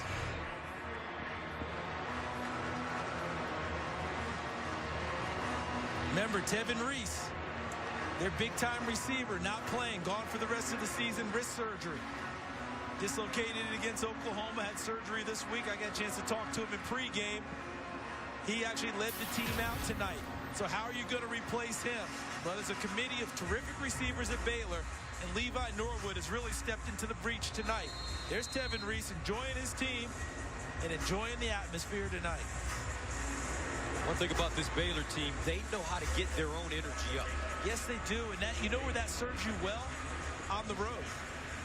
Because that energy is negative energy that you're playing against. They take care of themselves over on the sideline. Those are the guys who aren't dressed to play tonight, led by their strength coach, Kaz Kazadi. And the Red Raiders will take a knee. Reginald Davis back to return it. And Charles, how about this? We've had 600 combined yards and 9 touchdowns in the first half. It's one of those things that you think can happen. And we thought about it in the beginning. We discussed it, but until it actually occurs, wow. And here comes another opportunity for Texas Tech. Look how Baylor keeps the pressure on you. You always have to answer after Baylor, it seems like, after Baylor has the ball. Texas Tech with 1 timeout remaining. 3:12 on the game clock. Mayfield. And that one broken up, intended for Ward. Almost intercepted by Dimitri Goodson. And what has happened all night with the Baylor corners? They've been able to throw the ball past them because they don't get their head around, right? Watch this play by Goodson. He gets his head around and sees it the whole way. And Ward turned into the defender and broke up the pass. 2nd and 10.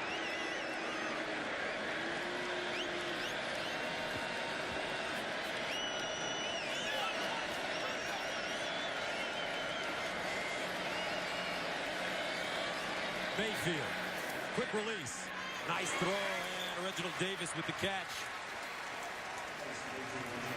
And he gets out of bounds at the 36. That's a first down for the Red Raiders. Tell you what, Mayfield has a lot of poise back there, doesn't he? One negative play doesn't slow him down. A gain of 11. First down at the 36. Mayfield steps up. And he fakes it, runs it, and gets down as he crosses the 40-yard line. A 7-yard pickup. And if he could have seen it just a half count earlier, Dylan Cantrell, number 14, broke free, looked deep in the secondary. As he's running, look up. Boom. Down there, wide open. 2nd and 3. Foster in motion out of the backfield. 4 receivers up top. Mayfield tripped up and sacked. K.J. Morton blitz from the corner. And this time he catches Baker Mayfield. With 2:08 and counting to go. There's Morton. He's having some half, isn't he? Mayfield sees him immediately and takes all of his focus away from downfield and into self-preservation because of Morton making it like a heat-seeking missile towards him. 3rd down and 7 to the 39. They're 6 of 11 on 3rd down conversion. Play clock at 9.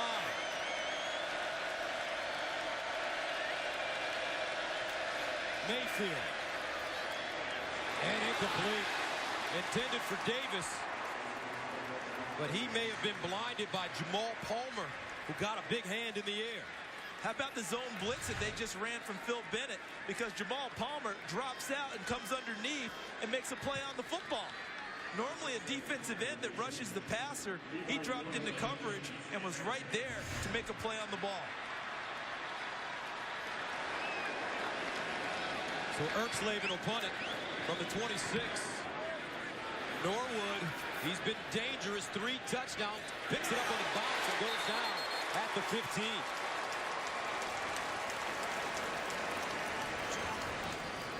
Sean Corker with the big tackle.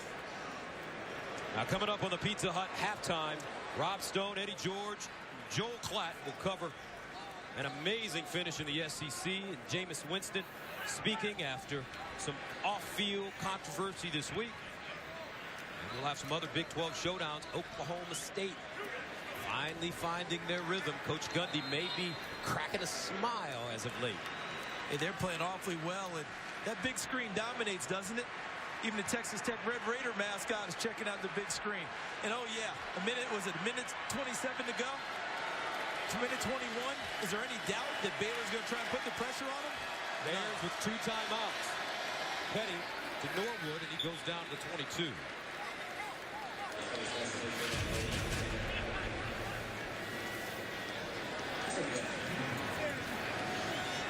Second and 7. Make it a 3-yard gain. And Petty decides to run it, and he's stood up and driven backwards by Will Smith.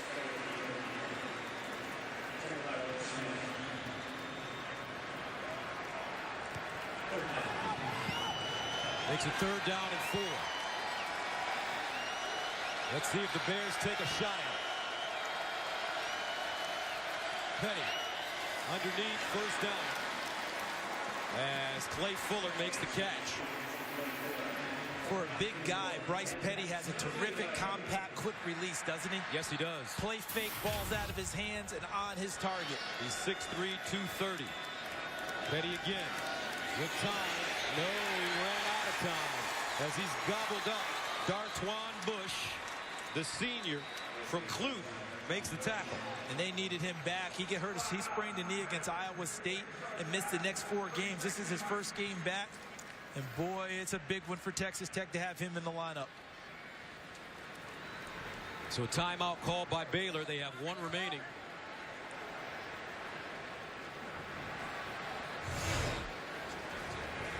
Left side of the screen, Bush gets in and puts Petty down.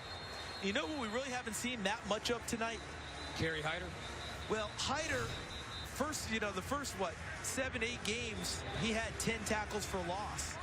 Been pretty quiet lately.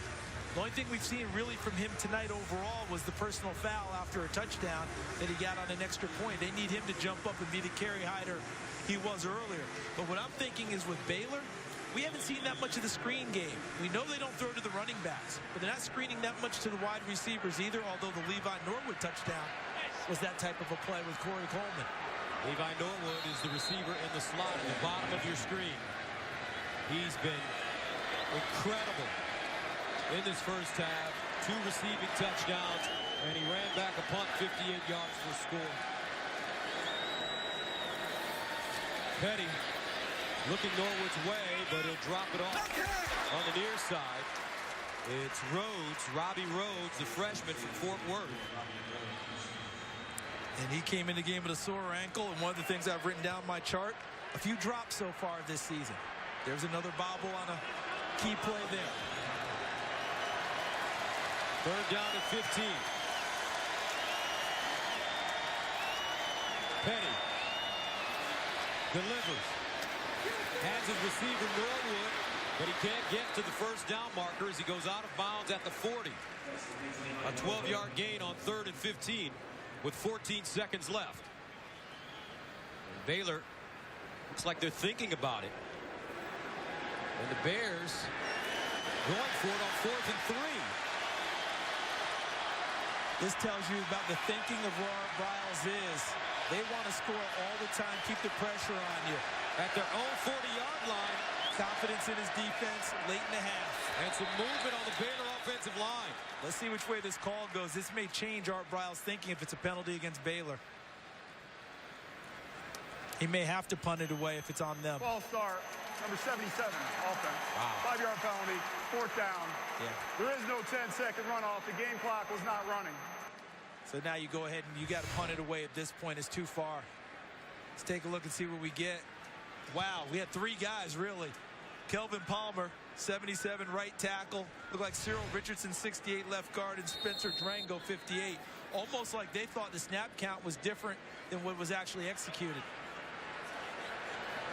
So with 14 seconds left, Texas Tech with a timeout remaining. Tanner Jacobson will return it. Spencer Roth punting from his own 20. Roth gets off a beauty. And it's downed at the, they're going to call it the 13-yard line. A 52-yard punt for Roth. Now, normally you would think, well, Texas Tech, they don't back off. They press it. I think at this stage, field position, 6 seconds to go. They've turned it over a couple times in the first half. How about a little discretion? You know, you've had a really good half, and there goes Ahmad Dixon, their all-star safety, going in a little bit early. Looks a little gimpy right now. That would be a big loss if he's not able to play. They've had a few guys hurt on defense in the first half, has Baylor. But if I'm Texas Tech, I take the knee, I get out of here, start over again. Yeah, you know, Bryce Hager's been hurt already for Baylor. The linebacker, Terrell Burt, the safety. And that's the end of the first half. 634 yards of total offense for these two sides. 9 touchdowns, tucked up at one time, 20-7. Baylor, though, with the furious rally. And we head into the halftime session. Baylor with an 8-point lead, 35-27. Now we send you to the Pizza Hut halftime. Here's Rob Stone. You thought you'd set the bar. I never tried to work it out. We just lit the fire, and now you wanna put it out. You gave it all you got, and what you got is not a lot. Why don't you hand it over? Time is up. You've had your shot again, and once again, disasters in the end. It's like a default. AT&T Stadium in Arlington, Texas. Welcome back to Fox College Football, presented by Kay Jewelers. And what a first half it was, folks. An offensive explosion, 35-27, as we prepare to start the second half. Gus Johnson, along with Charles Davis. And at the beginning of our broadcast, we talked about this potentially being a game like this, and that's how it's turned out to be. It's actually exceeded our expectations. I mean, we thought it could be an offensive explosion, so I'm not sure we thought it would go to this level. Give credit to Texas Tech for a fast start and then staying with it. But for Baylor, the story has been Tevin Reese, their all-star wide receiver, not there. Who would step up? How about Levi Norwood?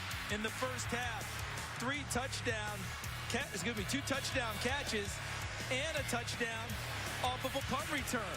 A phenomenal first half for Levi Norwood, 141 yards in receptions and a 58-yard punt return for a touchdown. Baylor has the advantage. And moments ago, our Christina Pink had a chance to catch up with Baylor head coach Art Bryles. Coach, you're missing several of your playmakers. Got off to a slow start, but managed to pull ahead. What's the key to maintaining this lead? You know, we just got to keep playing with a lot of intensity. And, you know, we did a pretty good job protecting the ball, had that one turnover. And then when we get the ball on offense, you got to score points. You know, it's a high-scoring game. we get the ball, we got to score touchdowns. Thank you, Coach. All right, so Baylor will have the football, 8-point lead, down 20-7 at one point in this game, but they scored 21 unanswered points to take the lead. And now 35-27 our score as we start the third quarter. And this will be Corey Coleman. And Coleman will go down as he crosses the 25, close to the 29-yard line. And here are the first half stats brought to you by K Jewelers. Look at the number of plays run. Texas Tech, 61 plays in the first half. Time of possession, usually they don't worry about it. They dominated it, yet they're behind. 2 turnovers to 1 help contribute to that deficit for Texas Tech. But I love the spirit they're playing with tonight. They are playing loose and fast, as Cliff Kingsbury wanted from his team this week. First down and 10 at the 29 for Bryce Petty. And he'll hand it off on first down. Shock Linwood. The first half, Linwood dinged up a little bit with a knee injury.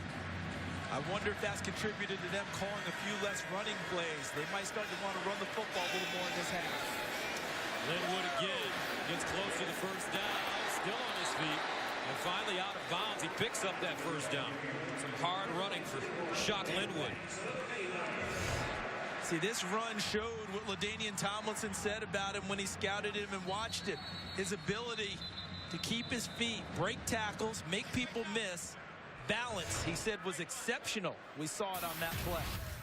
As you take a look, 84 yards rushing. He was named the Big 12 Offensive Player of the Week after rushing for a career-high 182 yards on 23 carries against Oklahoma. He amassed all his carries and yards in the final 3 quarters after he came in for banged-up Lake Seastrunk and Glasgow Martin. And we just saw Trey Porter, their senior leader in the secondary, go off the field.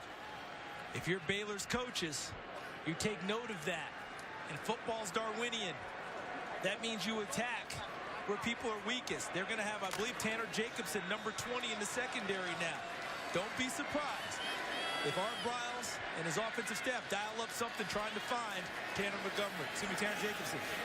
And it's Linwood. Only my partner, folks, in America would use Darwinian. What does that mean, Darwinian? Survival of the fittest. Oh, okay. You know, at this stage, everybody wants to have sportsmanship, but if you're out there, you will be tested. 2nd and 4, the 47. Petty.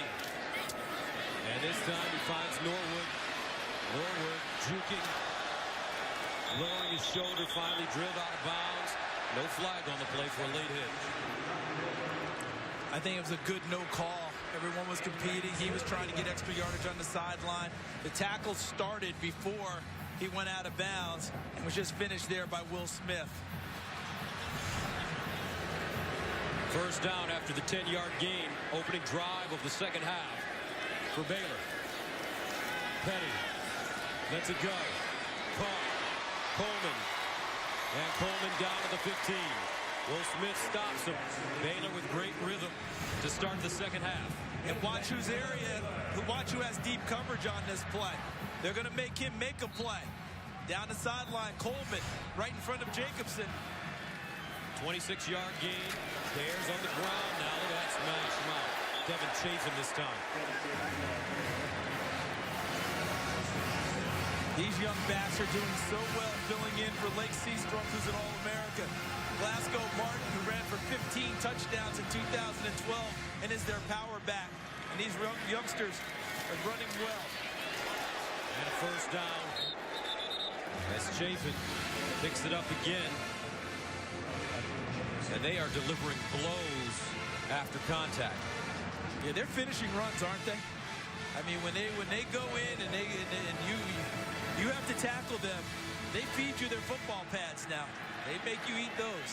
Linwood back in, 1st and goal at the 6. Petty keeps it, touchdown.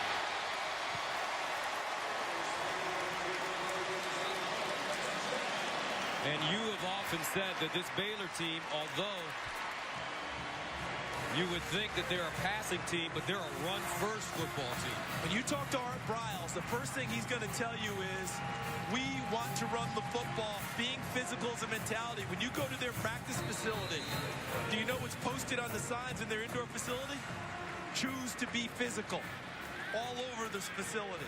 So people get the flash and dash of passing it, but they are a run-first, physical, hound-you-oriented football team.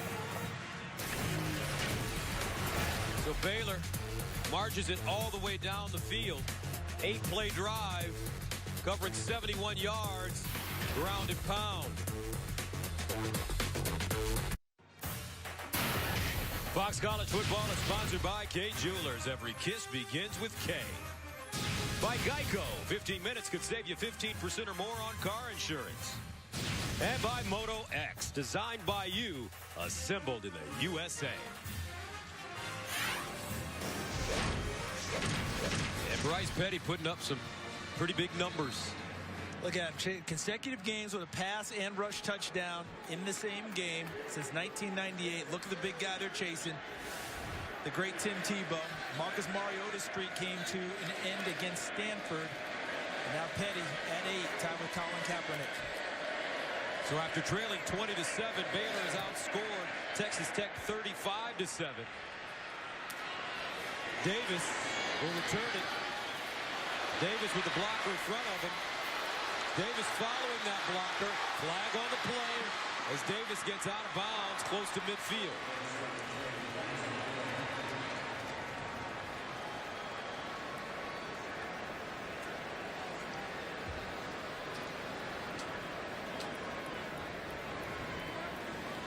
A 45-yard return, but we'll see if this one comes back. During the return, holding, number 40, receiving team. 10-yard penalty for the spot of the foul. First down. That's Rodney Hall. Called for the hold. Now let's go to Christina Pink for some injury updates. Yes, an update on the Baylor defense. Bryce Hager, their middle linebacker, is out. He suffered a groin strain, will not return to the game. But Ahmad Dixon is fine. They did not give me specifics on what his injury was, but he is okay. Okay, Dixon on the field right now, Christina. And you know who else is back too is Terrell Burt. Remember, he went out after that big hit on Jason Morrow in the first half. He's also back in the secondary with Dixon. Morrow in the game as well. And this will be Kenny Williams, who makes the first man miss and gets up to the 30. That's a 17-yard gain. Avion Edwards with the tackle. Here's Morrow. Line up at the slot at the bottom. Got his bell rang at the end of the first half. Mayfield. Incomplete. Marquez, the intended receiver, but K.J. Morton. Once again, we call his name. He had the spectacular interception in the first half. They make it tough on the corner, don't they? Every play, you've got to battle as a wide receiver and be physical against them. And I think they get their hands on receivers so much that after a while, the officials get tired of throwing the flag and they just let them play. Second down. Mayfield. Beautiful ball. Grant with the catch. As he gets out of bounds, he picks up 20. Jakeem Grant. That was a well-designed play. They took the attention to the wide receiver. He stayed short, let Grant go a little bit deeper, working against the safety Burt. Mayfield rolls out of the pocket. Thinks about running it. Oh, he got it stripped from behind. And the Bears have it. Mayfield loose with the football. Did they find a way to get it back? K.J. Morton dislodged it. And there's no signal that it goes to Baylor. Look at the back. Morton, another tremendous play. Look at him chop it free from Baker Mayfield. And Baylor was on the football first. See it bounce off of Reginald Davis there. But Baylor was on it first. No signal. It appears Texas Tech came up with the ball. Mayfield has fumbled twice in this game. He lost one of them. Look at that. They just missed it.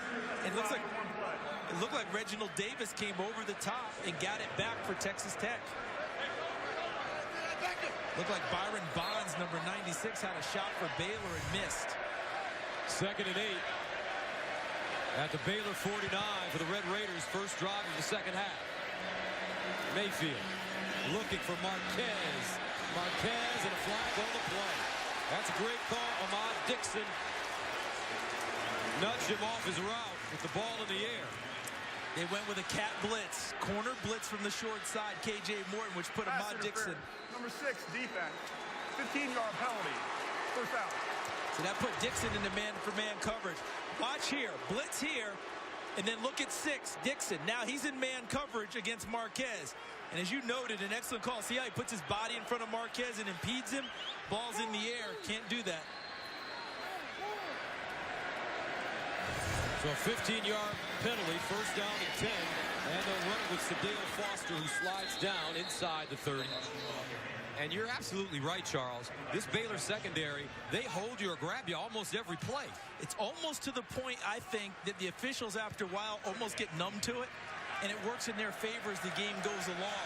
A few flags early, but as you know, have you noticed, Gus, as the game has gone along, when's the last time you saw a flag for holding really on the corner against them? It's rare. Texas Tech calls timeout, their first of the second half. Back right after this. 6 at the 30-yard line for Texas Tech. Mayfield drops it off and incomplete, intended for DeAndre Washington out of the backfield. And go ahead. I'm sorry, he had blockers in front of it. Yeah, that was like a wasted at-bat right there. Like you went to the plate and didn't focus. That's an easy throw. Make that throw. Give your guy a chance. You threw away a down where you probably could have picked up the first down on second down. Third down and 6 at the 30.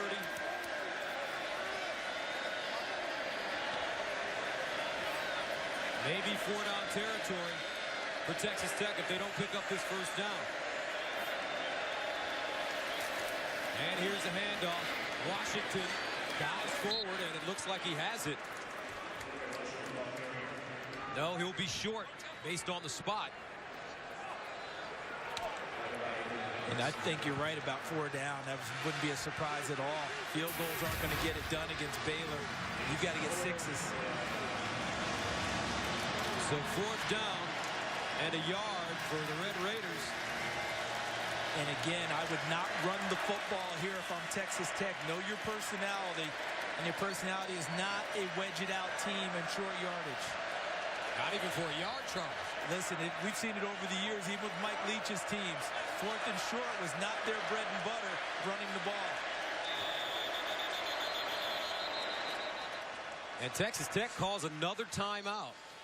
That's their second of the second half. 9:57 to play in the third.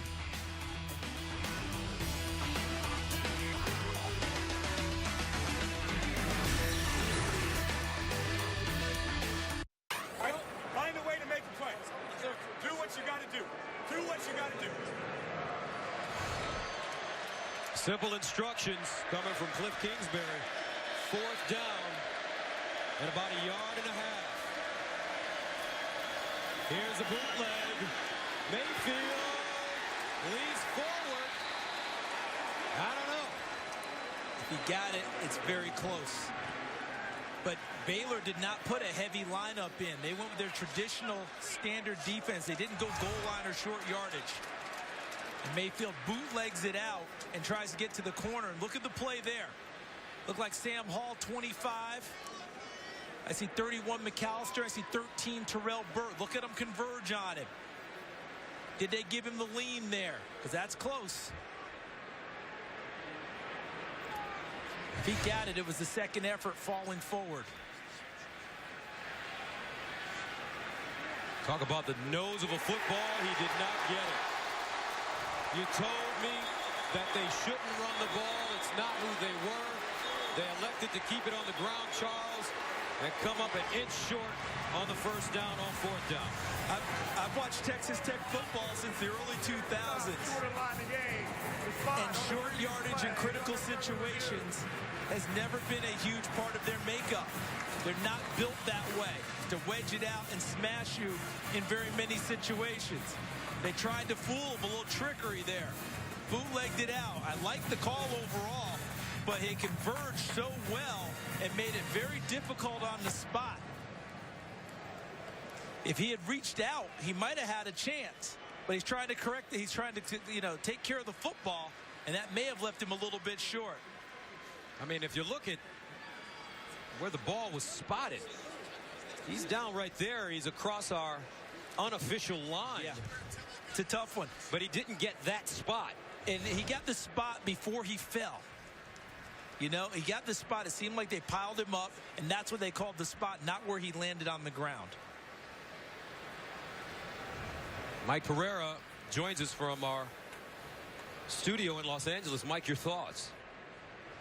Well, they're obviously looking at this, and the one thing you've got to do here is you've got to see the ball. When you look at the original live shot, might be your best. The ball's got to reach. Stands.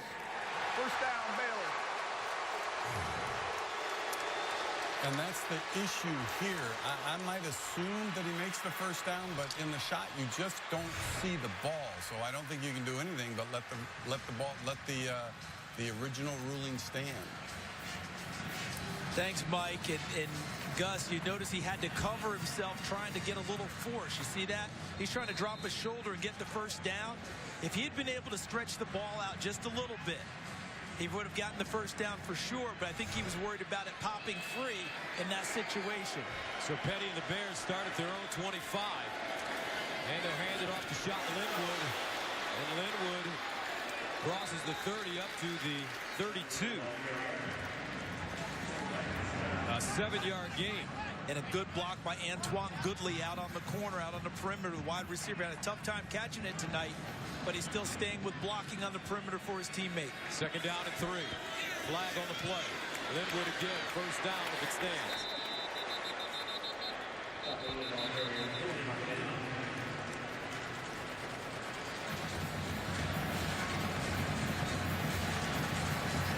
Offside. Number 9, defense. The penalty is declined. Result of the play is a first down. Yes, Brandon Jackson. Let's go down to Christina Pink for an injury update. Gus, a couple of injuries to the Tech defense. Terrence Bullitt, who was already nursing a shoulder injury as well as a broken bone in his right hand, might have re-aggravated the left shoulder. They were working on it also. Goodley. Also, free safety Trey Porter had his right thumb worked on the sideline during that last series. It's heavily taped now. You can see it, but they're both back on the field, but nursing injuries, guys. All right, thank you very much, Christina. Second and 10 at the 40 for Baylor. Linwood. First down and more. Linwood, burst of speed, and is finally taken down at the 35 of Texas Tech. Keenan Ward with the tackle. And the Tech defense unraveling now. They cannot stop the run. 128 yards rushing for Shot Linwood. They give it to him running right this time. And a flag. You know, people talk all the time about halftime adjustments like there's some mystical thing. You know what Baylor's halftime adjustment was? We're not running it enough. Let's run it some more. And that is working well in the second half. Number 18, offense. 10-yard penalty from spot of foul. Replay, first down. Jordan Iver, the tight end, who's a transfer from Stanford, caught on that one. But this is the run before the penalty. Now watch Shaq Linwood, a young runner, but look at him understanding how to switch arms to keep the ball away from the defenders. See, he was running into traffic, switched it to his other arm to put it in the farthest arm away from a tackler. So that makes it first down and 20. Linwood again. No, make that Chafin. Chafin splitting toward the end zone. Touchdown, Baylor. Wow, 47 yards.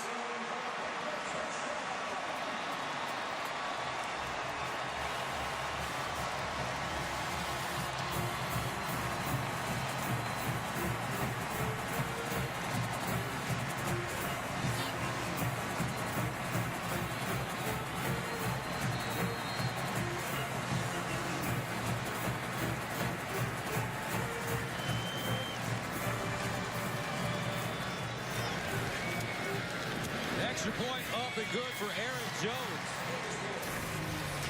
And the Baylor Bears. They said they're a physical team, and they're showing it here in the second half against Texas Tech.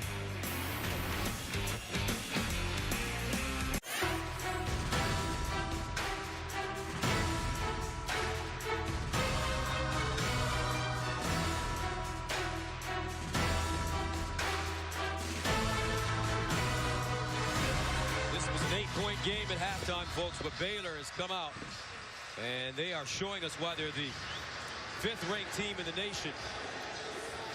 Doing it on the ground. Their 39th rushing touchdown this season.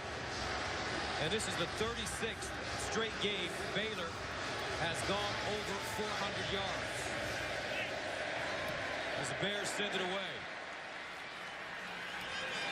Reginald Davis inside his own 5. And he won't get to the 10-yard line.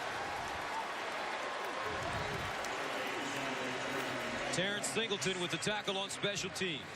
Now for a Lowe's Never Stop Improving game break. Here's Patrick O'Neill in Los Angeles. Hey, Gus, I'm sure in the 3rd quarter. Gus and Charles, back to you. All right, thank you very much.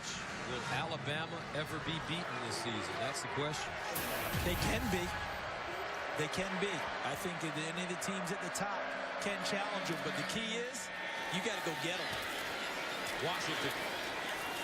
And DeAndre Washington with a 5-yard gain. So what do you do now if you're Texas Tech? I think you have to keep cranking your offense the way that you came in with the idea of we're going to take our shots, but I think they've got to run it a little bit. Try and tamp down the pressure that's coming at their quarterback, Mayfield. Mayfield won for his last 6. Under pressure. Flag on the play. Looks like a face mask coming up against Baylor. I think you got to run it a little bit to try and discourage just an all-out pass rush at him. Look at how quickly they get to Baker Mayfield. Face mask, number 93, defense. 15-yard penalty enforced from the end of the run. First down. Yeah, that was Suleiman Masambuko. Refugee from Nigeria, came over as a youngster, taken in by a family here in the United States. Saw his parents again 2 years ago on a trip back. Mom and Dad stayed. First down. Mayfield scrambling, and he's swallowed up by that Baylor defense. Sam Hall, the outside linebacker, with the sack.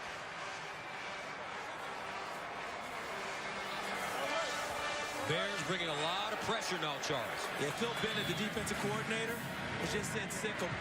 Did the Bears' expression anyway. Baylor's motto, go get him. Mayfield over the middle, ball in the air, incomplete. That one deflected. See, what allows him to go get him is a couple of things. Number one, the score. I mean, they're up 49-27. Number two, the secondary, how tightly they can clamp on receivers and make plays on the football. So there's Phil, who's a terrific defense coordinator. Remember Kansas State with Bill Snyder? He was a defense coordinator on those great teams. He's got a team worthy of it again. 3rd down and 14 at the 30. Mayfield unloads and broken up. Bradley Marquez, the intended receiver, and Stewart comes up and breaks that pass up. Look at that. Orion Stewart gets into the ball game. A redshirt freshman knocks it away. That whole sequence, Gus, the secondary made a play on every pass, didn't they? They were on the football on every throw downfield with the pressure in Baker Mayfield's face. Ryan Ertzleben will punt it away from his own 16-yard line. Levi Norwood, who's run one back. 58 yards tonight on the punt return, is the deep man. He'll backpedal. Norwood will start from his own 20. And Norwood gets to the 25 and is wrapped up at the 26. Now tomorrow, it's Big East basketball on Fox Sports 1 as Towson takes on Villanova. And then Monday, Vermont battles Providence. Coverage begins tomorrow at 5 p.m. Eastern and Monday at 7 p.m. Eastern, only on Fox Sports 1. To find Fox Sports 1 on your provider, go to foxsports1.com now. It's my man there at Villanova. Head coach there. What's his name again? Wright. That's right, Jay Wright. Jay Wright. Is there anyone cleaner in the business in terms of dressing? Maybe not. Maybe Rick Pitino. Maybe Pitino, right? But Jay smooth now. And he always has a good basketball team. Always. Do you know where he got his start in sports? Football. You believe that? He had a job with the Philadelphia Stars of USFL before he got back into hoops. What don't you know, Charles? Anything important. Linwood. I mean, Charles Davis, my partner, folks, he knows who stole the Hope Diamond, kidnapped the Lindbergh baby. If I knew who stole the Hope Diamond, you and I wouldn't have to work anymore. We'd be good. 2nd and 7. And Lindbergh, half-yard gain on the play. Iguavan, the middle linebacker, with the stop. Gus Johnson, Charles Davis, Christina Pink with you from AT&T Stadium in Arlington. About 20 miles west of Big D. 3rd down 7.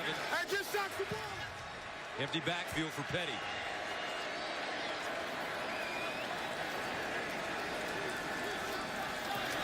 Look how wide they spread the field with receivers.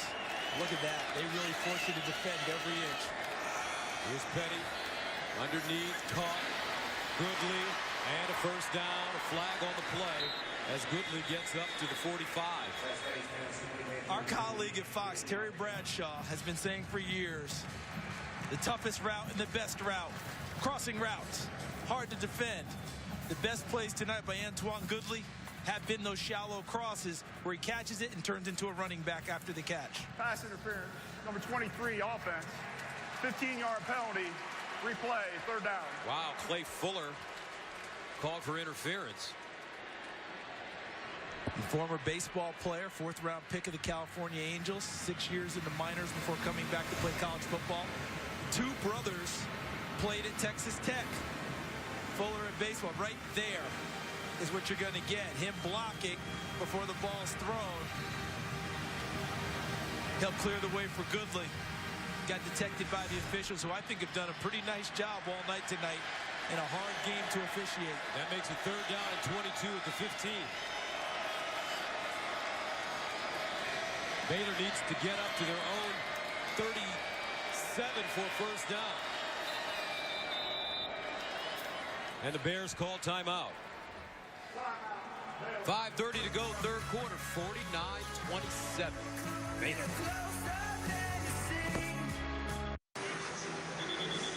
Five minutes and 30 seconds remaining in the 3rd quarter. Baylor, the 5th-ranked team in the nation, down at one time in this game, folks, 20-7. But they scored 21 unanswered points, then came out in the 2nd half after leading by 8 at halftime, and they have turned this game around, and they used the running game to really establish their will on this Texas Tech squad. It's been very impressive. That was the adjustment at halftime, that they hadn't run it enough.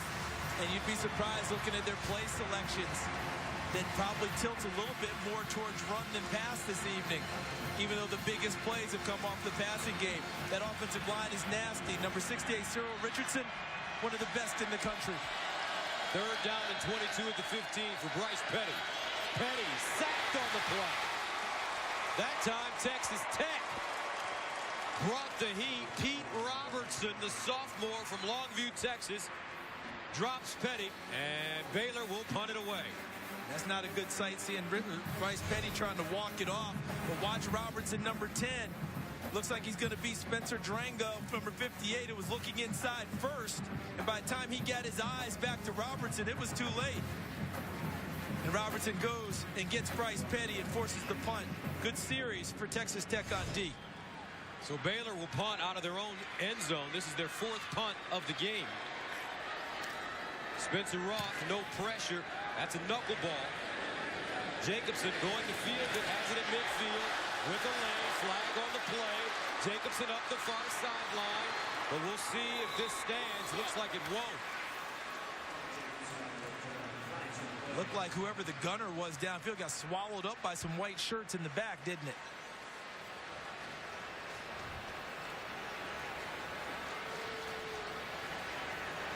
During the return, illegal block in the back. Number 36, receiving team. 10-yard penalty from spot of foul. 1st down.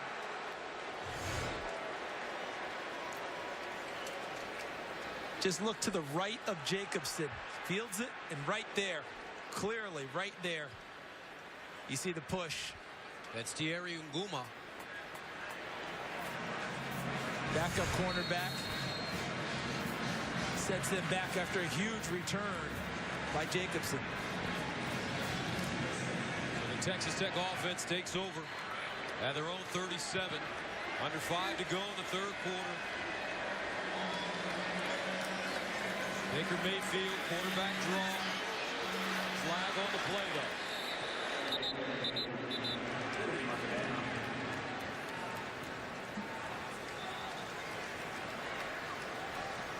Holding, number 65, offense. 10-yard penalty. Replay, first down. It's Baylor Brown, who started at right guard today for Bo Carpenter, out with a concussion. He's a true freshman, and they decided to continue. They burned his red shirt a few weeks ago, so they decided, look, if we burn a red shirt, he's got to go ahead and get some experience. And right now, the defensive front of Baylor is winning a lot of the battles and forcing Texas Tech into penalties. First down and 20 at the 27. Mayfield handing it off to Washington. Washington breaks the tackle and get up to the 40-yard line, past the original line of scrimmage. That's a 12-yard gain. Sean Oakman, a kid that they're really talking about at Baylor. He's 6'9", 270, a sophomore. Yeah, he's talking about someone who looks the part now. The Penn State transfer. Oh, my goodness. When you see him, you just think football player. 11th in FBS in tackles per loss with 12 on the year. 2nd and 8 at the 39. Mayfield dancing in the pocket. Trying to create, throws it downfield. And caught by Jakeem Grant. Inside the Baylor 20. A 41-yard gain. One thing about Baker Mayfield, he's got moxie, doesn't he? Yes, he does. And how about that big throw and Grant making a play on the football? Here's a handoff to Washington. And DeAndre Washington crawling forward. Sam Hall holds on. He knew this was coming and delivered anyway. Was that Jamal Palmer, I believe, 92, who was in the grill of Baker Mayfield? Look at him, stayed focused all the way. Watch the completion of it from his backside. Dylan Cantrell comes into the game for DeAndre Washington. So an extra receiver comes in. No running backs. It's Dale Foster. And Bradley Marquez is at the bottom of your screen. Here's Mayfield over the middle for Amaro. That one thrown high. He was open. Get the sense Baker Mayfield after that last big play might have been a little bit too juiced up on that pass. That one required a little bit of touch, and Jason Morrow's still running. That one, he threw a pretty good heater on the play. Got a little pressure from Eddie Lackey, number 5, but still. Third down and 9 of the 19.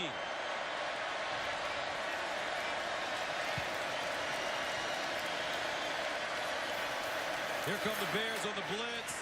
They look in the corner. Touchdown! Reginald Davis.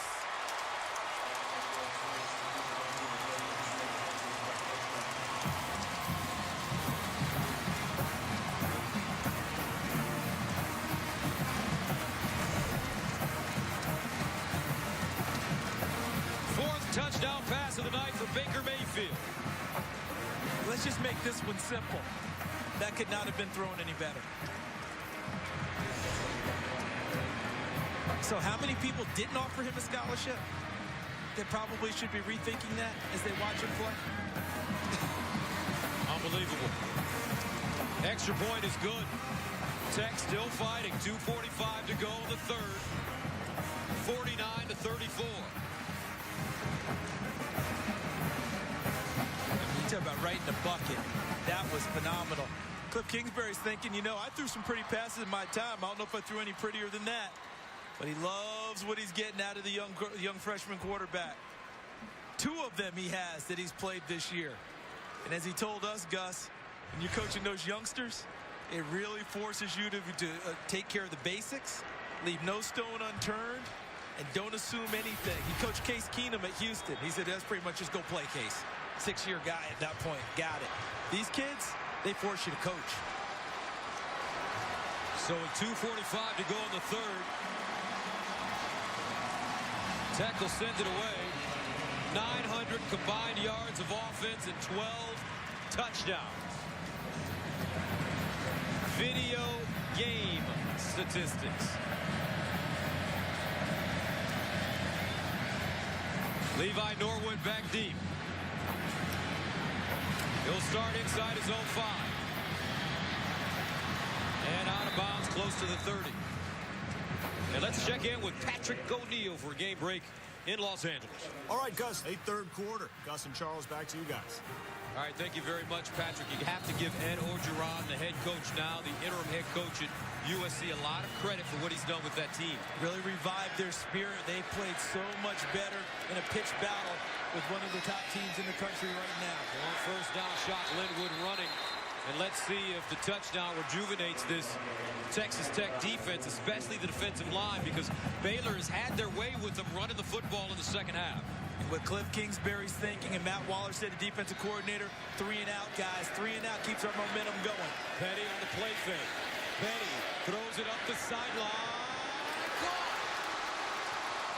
That time, Goodley held on to the football. This may have been the toughest catch he's had tonight. Watch how he fights past Tanner Jacobson and cuts inside. It's been the story of the night for defensive backs. They don't locate the football. The receivers do, and they go make a play on the ball and turn it into a big play. 48-yard gain. Norwood in space. And Norwood knocked out of bounds at the 20. Justin Nelson knocks him out of bounds. The freshman. And we got another injury for Texas Tech because Keenan Ward, the safety, comes off the field. Dorian Crawford, number 16, has run out to replace him, and he doesn't have a lot of experience this year. And the Bears back to the groundwork. Shock Linwood, and he picks up a first down. Tell you how deep they've gone into the secondary, Gus. Dorian Crawford, 0 statistics on the year. Number 16 for Texas Tech, now playing safety. First and 10 at the Texas Tech 14-yard line. Linwood.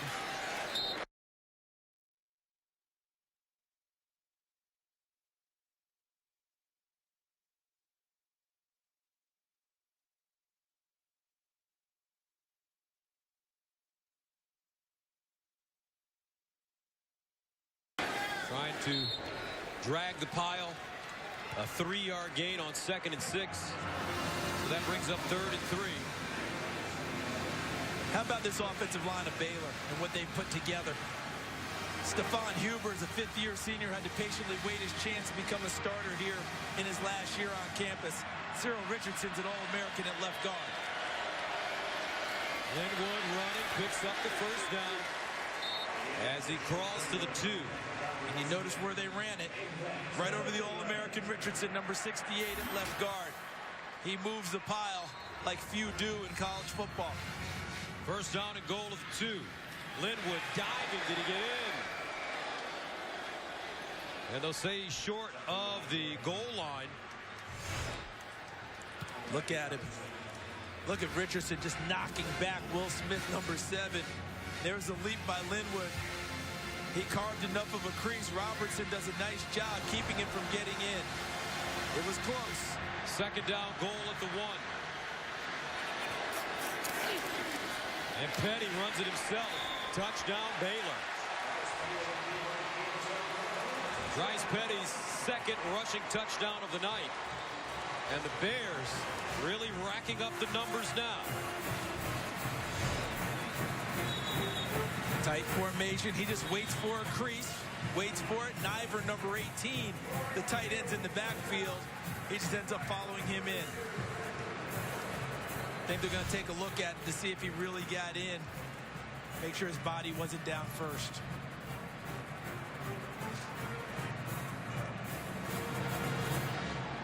We got to look on Coach Bryle's face. Are they really looking at this? Let's take a look again. Watch Niver, 18. He's going to be the lead, and Petty's trying to follow him. Robertson gets him first. Did he actually get in?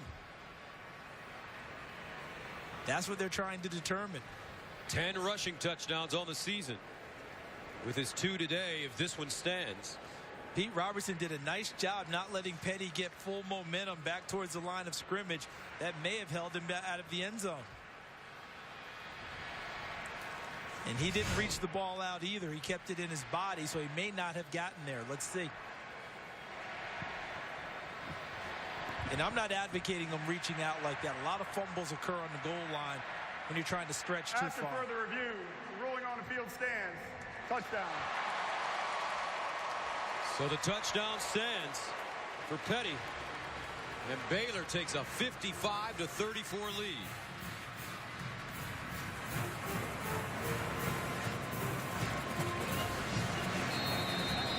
Another terrific quarterback for head coach Art Riles. And he's coached some great ones during his time. Extra point for Aaron Jones is good. Let's go back to University of Houston. He coached him in high school, too. Kevin Cobb at Stephenville High School. Case Keenum at Houston is now the starter for the Houston Texans. Of course, Robert Griffin III, the Heisman Trophy winner. Nick Lawrence had a massive season last year. And then Bryce Petty, who's been around for a long time at Baylor, came into this season. You know how many passes he'd thrown in his career prior to this season? Not very many. 14. And now look at him. And he is clearly in the Heisman Trophy discussion and race with the season he's having as a first-year starter at Baylor. Last time I saw him play, truly, his last start before this season was at the USA Football Under-19 World Championships. He played for the USA team, was captain of the team against teams like New Zealand, France, Sweden, Japan, Mexico, and they beat Canada in the finals, and he was a perfect 14 for 14 throwing that day. That was his last start prior to this season. He got his undergraduate degree before his first start at Baylor. That's how long he's been around. Very patient young man. Let's see how Tech responds as this one is sent out of the end zone. Red Raiders will have it at their own 25. Now, victims of Typhoon Haiyan in the Philippines urgently need your help. With your support, the American Red Cross is distributing relief items, repairing and rebuilding shelters, providing health care, clean water, and sanitation. To help victims of the typhoon, please donate to Red Cross Disaster Relief today. Visit redcross.org or text Red Cross to 90999. That's 90999 to make a $10 donation.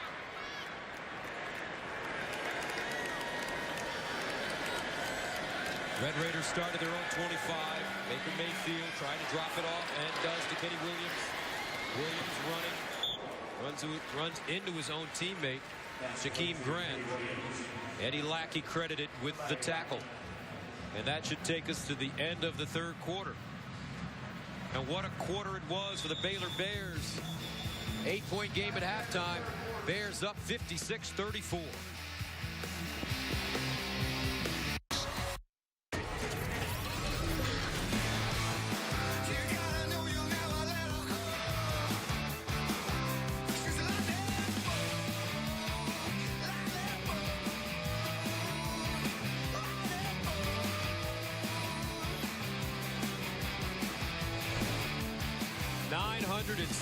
Yards in total offense, and we're starting the fourth quarter.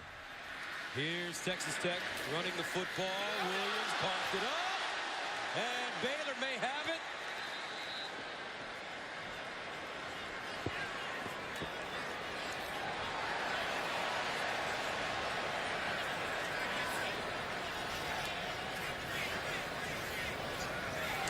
And the Bears have the football. Joe Williams, I think he was on the bottom of the pile. Yes, he was. He comes out with it. But a great play by Ahmad Dixon to strip it. Notice how he's around the ball a lot. Ahmad Dixon makes plays in the secondary. Big hits, strips the football, recovers fumbles. Their secondary tonight has keyed in on a lot of big plays on defense. And I include Sam Hall in that number, their nickelback, who plays more like a linebacker. But you look across the board, K.J. Morton, Ahmad Dixon, Terrell Burt, Dimitri Goodson, Joe Williams. They have been something, and include Sam Hall in that group. Baylor starts the fourth quarter, creating a turnover. Eddie, hurry up! They're at the Texas Tech 40-yard line, and a timeout called by the Bears. That took forever to get them out there and ready to roll.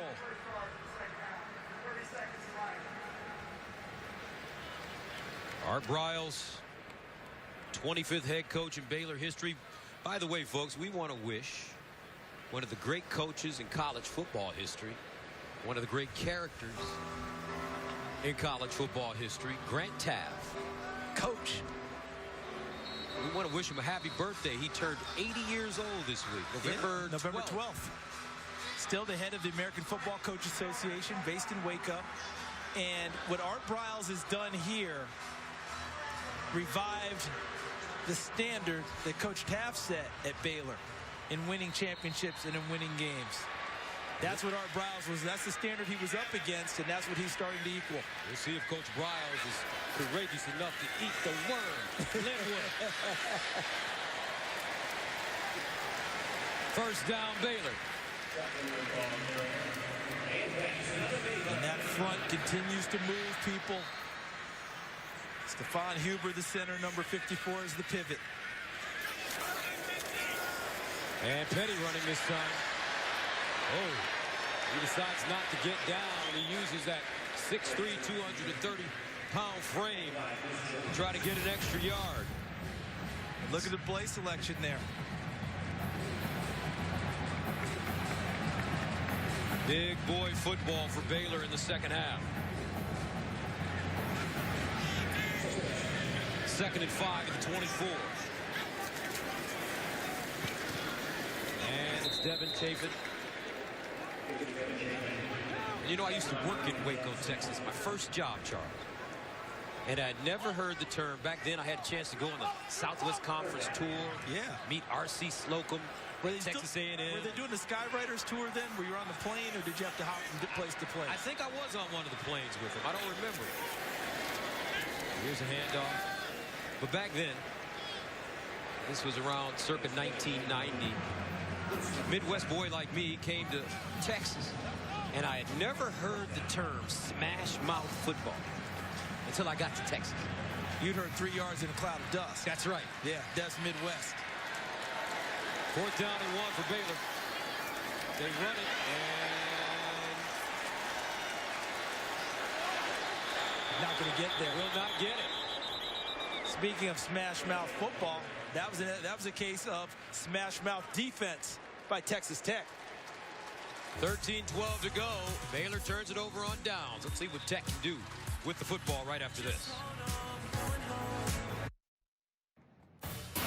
Fox College football is sponsored by Lowe's. Lowe's, never stop improving.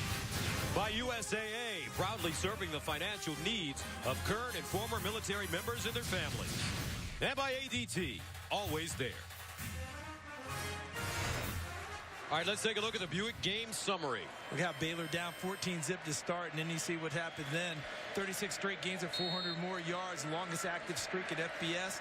And how about Texas Tech? 8th straight game with 3 or more turnovers. Eric Ward with the catch, and he'll get to the 29. Taken down by K.J. Morton. Thing about Tech, we've seen them strike.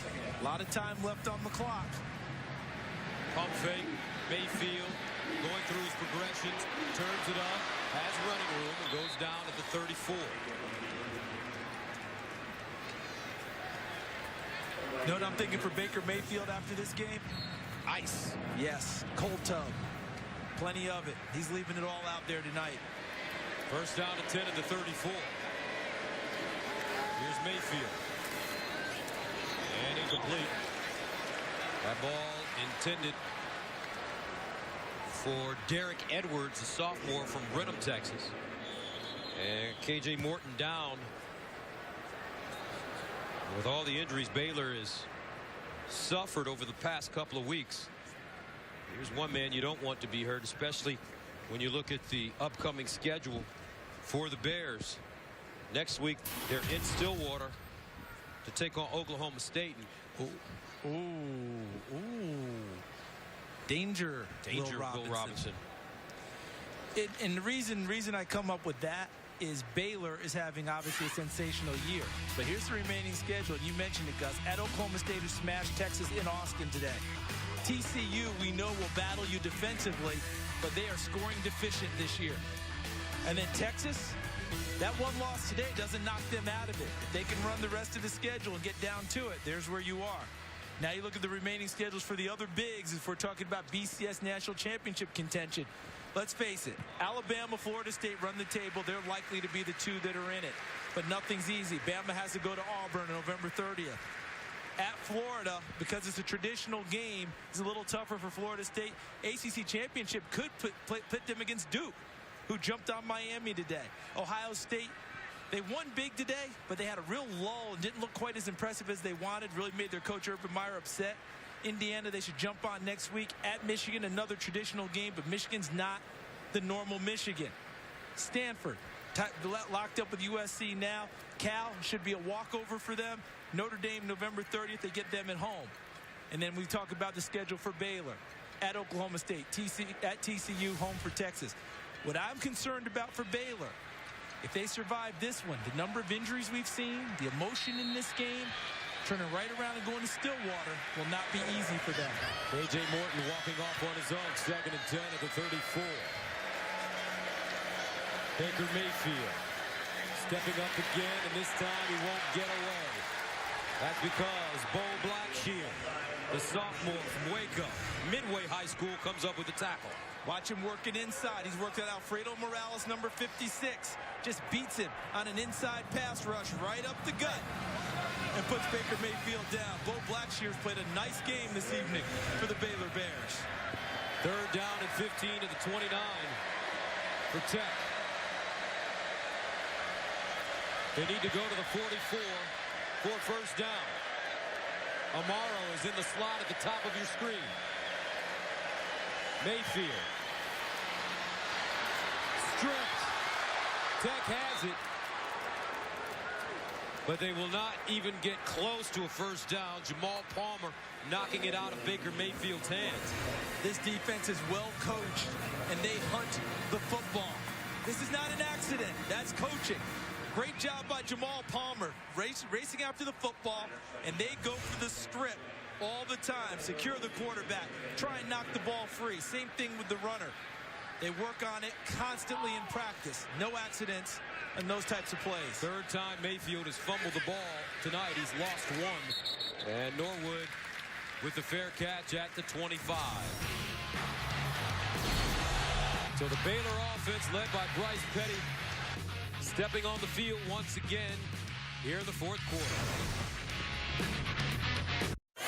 Last year's contest between these two teams was the 3rd at AT&T Stadium, and it lived up to its billing. Nick Flores combined for 4 touchdowns. Tech quarterback Seth Nagy matched him with 4 of his own. Baylor won an OT. It was the Bears' 2nd consecutive victory over the Red Raiders. Prior to that, Red Raiders had won 15 in a row. You know, Baylor hasn't won 3 straight over Tech since they won 4 straight, 1984 to 1987. 1st down and 10 to the 25.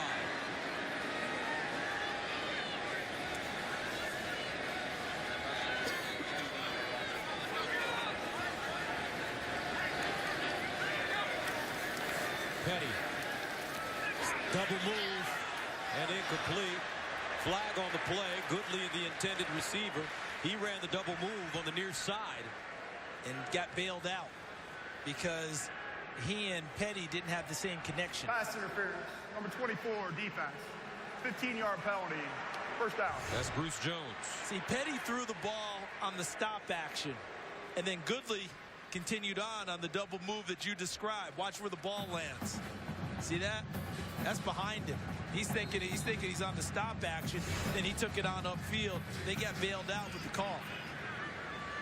1st down at the 40 for the Bears.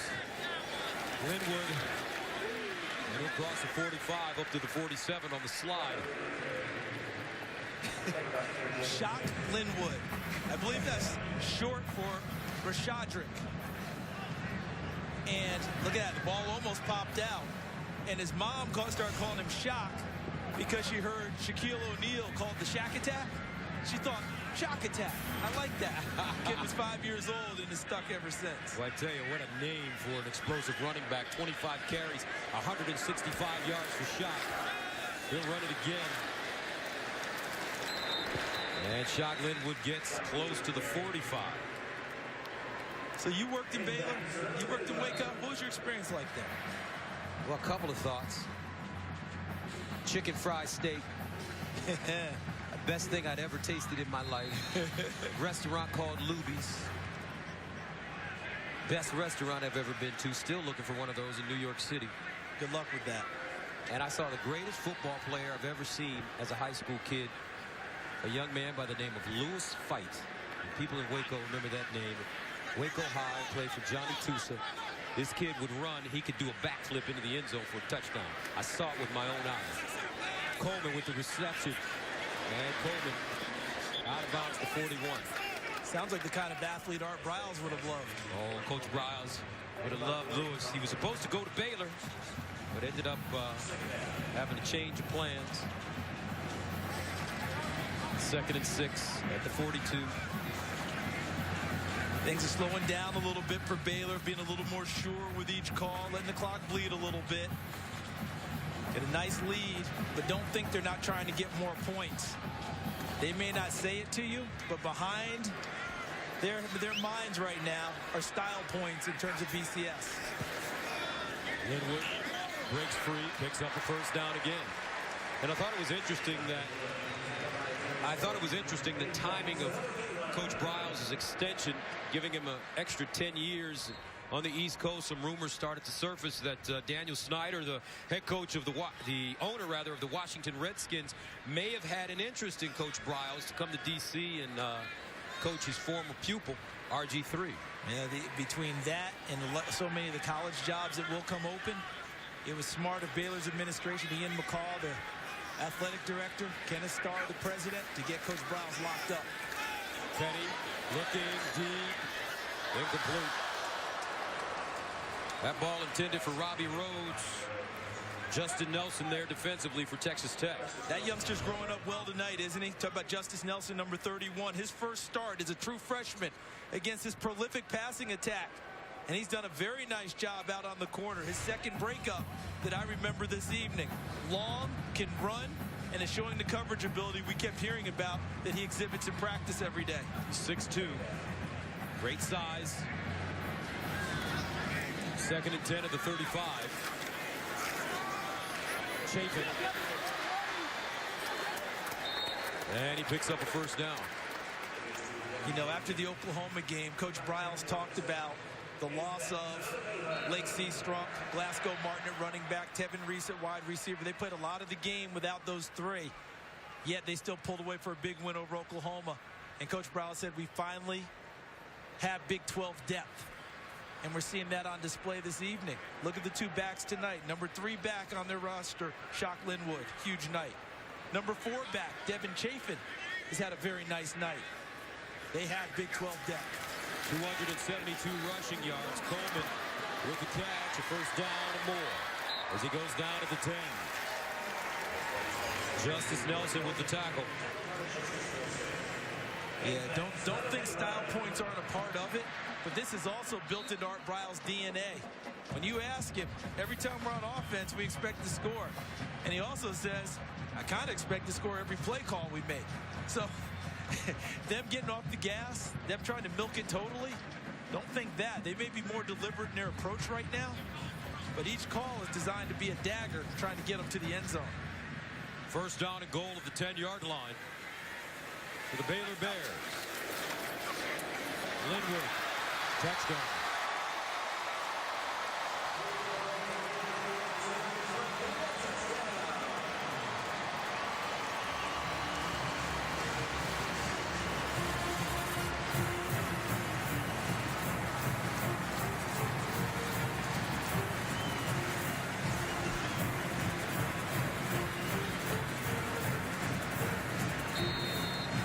So Shock Linwood with his first touchdown this evening. 28 carries, 190 yards, and a touchdown for Shock. Extra point good. 63-34. 7:30 to play in the fourth. The number 5 team started off slowly, but when it's all said and done, the Baylor Bears are for real. How about some of the incredible players on their roster through the years? Donnie Anderson won a Super Bowl with the Packers, a left-footed punter. Byron Bam Morris and Byron Hanspard, two of the better running backs you'll see. Hayden Fry, later gained great fame as a coach, SMU, Iowa. Of course, Iron Mike Singletary. And the man who really is the standard at Baylor now, the Heisman Trophy winner, Robert Griffin III. 63-34 our score. Baylor with the lead, 7:30 to play in the fourth quarter.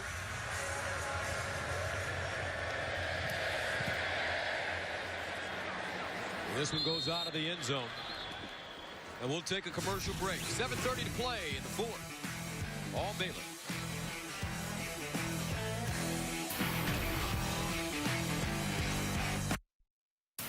Fox College Football is sponsored by the new, luxuriously innovative lacrosse from Buick.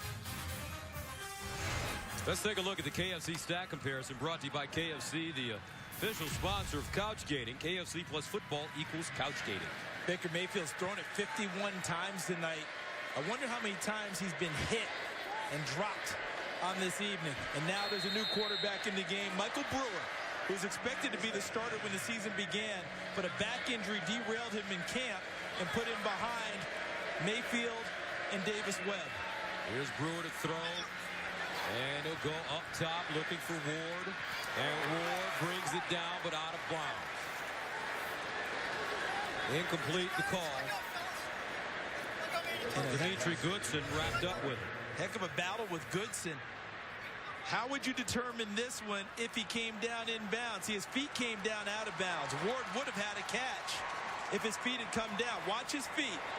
See that? They're out of bounds, nullifying the catch. If he'd come down inbounds, both of them with possession, that would have gone to Eric Ward. So Brewer, redshirted in 2011. Second down, hands it off. And it's Dale Foster running the ball. Brewer backed up Seth Dagey in 2012. Threw for 375 yards and 4 touchdowns. He had that back injury, as Charles mentioned, this summer. Third down and 8 at the 27.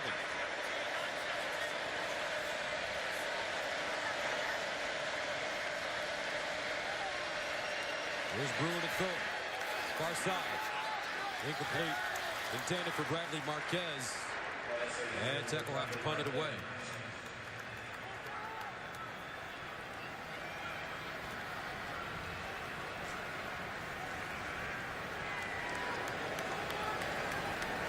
So Mayfield, solid effort for this walk-on freshman. 28 of 51, 314 yards, 4 touchdowns, 1 interception. He fumbled it 3 times, lost 1 for Cliff Kingsbury.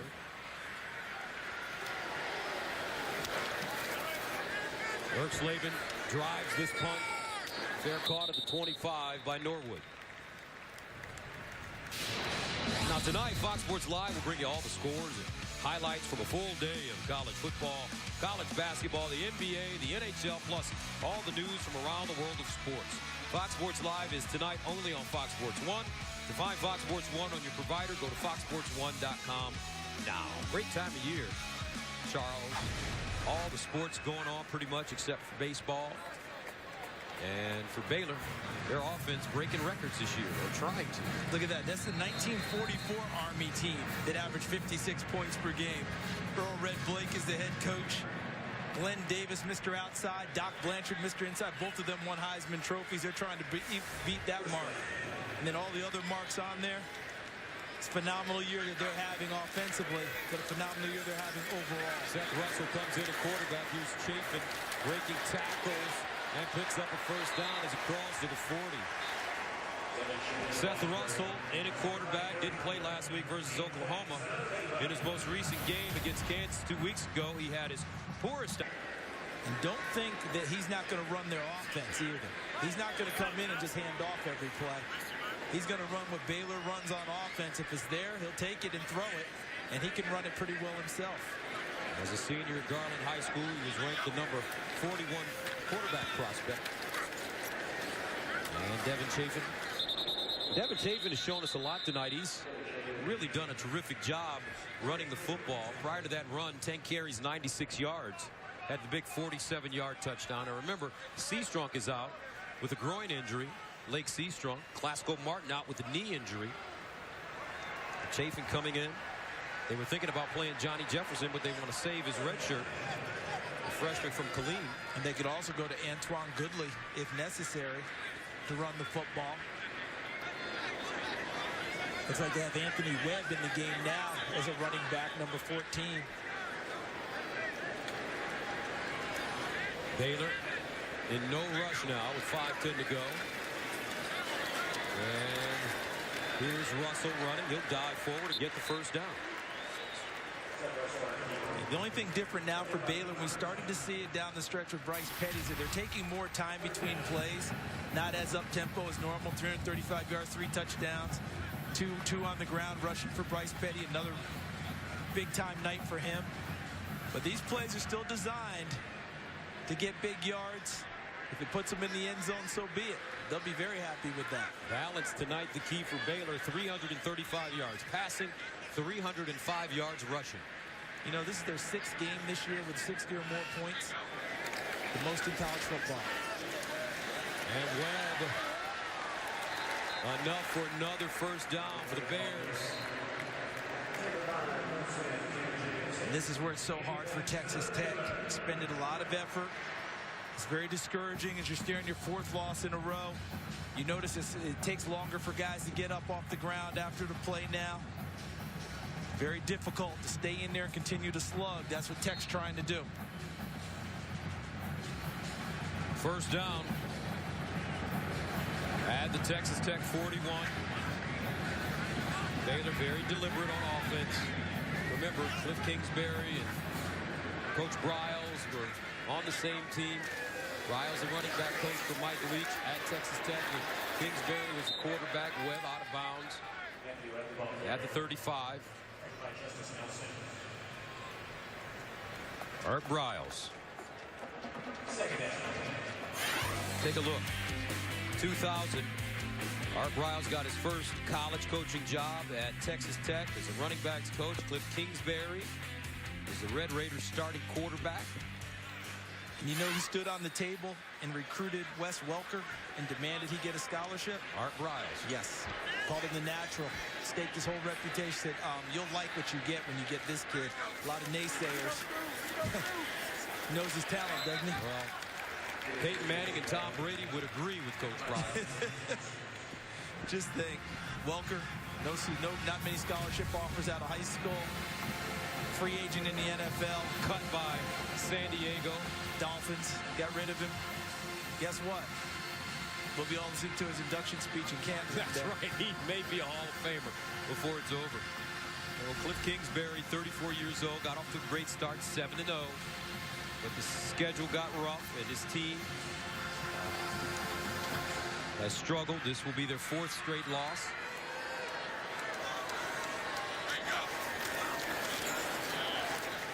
Russell turns it up with some speed as he hops through the hole and goes down inside the Tech 20.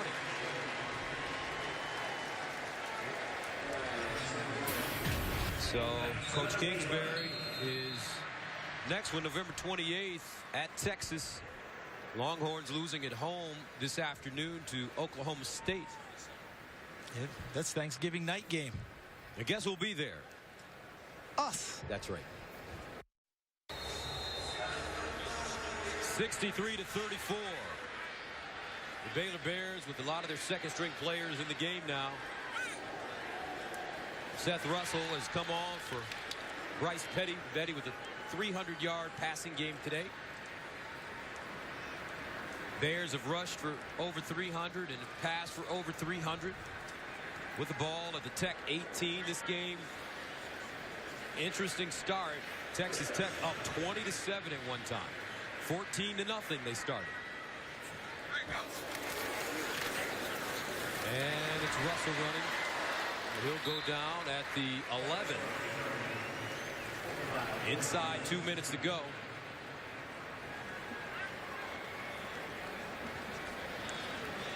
So previously I'd said 6 games over 600 yards. This is their 7th game over 600 yards.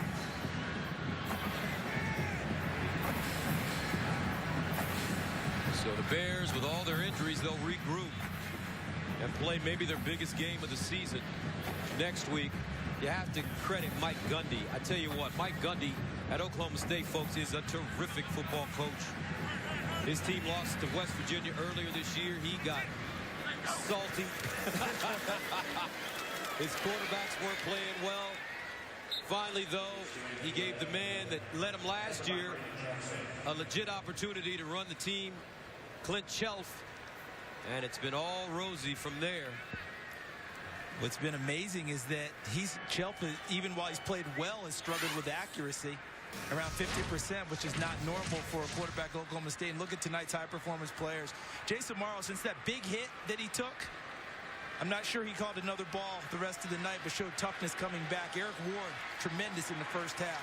Shock Linwood, how about these last 2 games for him? 372 yards. And Ahmad Dixon, oh yeah, he'll strike you. That won't be a problem at all. He's all over the field as usual for Baylor. The Baylor Bears, led by this man, Art Briles, 57 years old.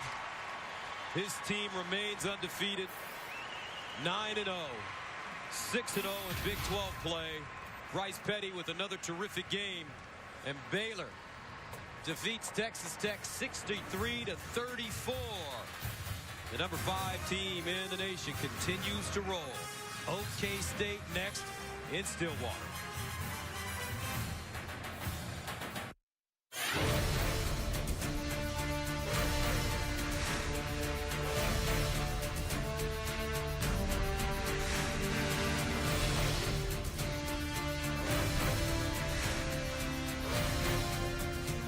Welcome back after a slow start. The Baylor Bears turn it on and end up defeating Texas Tech 63-34 to remain undefeated.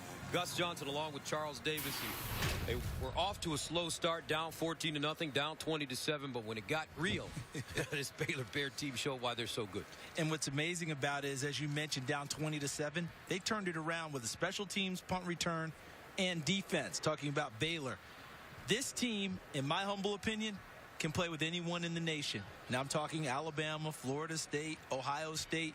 Baylor can play with anyone in the nation, especially led by their offense with Bryce Petty. One man that would agree with you, Charles, is the head coach of the Baylor Bears, Art Briles, and he met with Christina Pink.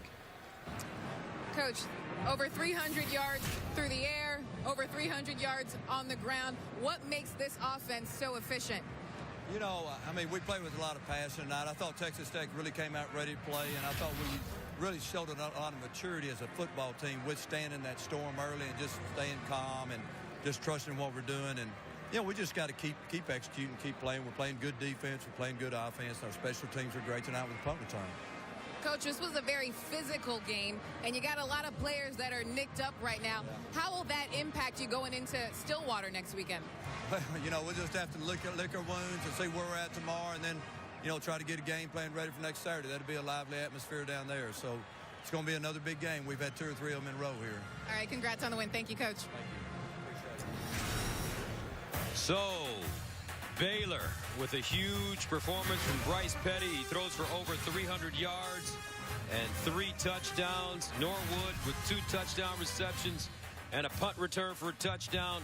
Linwood rushed for 190 yards. Chafin over 100 yards rushing and 2 scores as well. For Christina Pink, Charles Davis, I'm Gus Johnson saying so long from Jerry's World, where the Baylor Bears continue to sickle 63-34.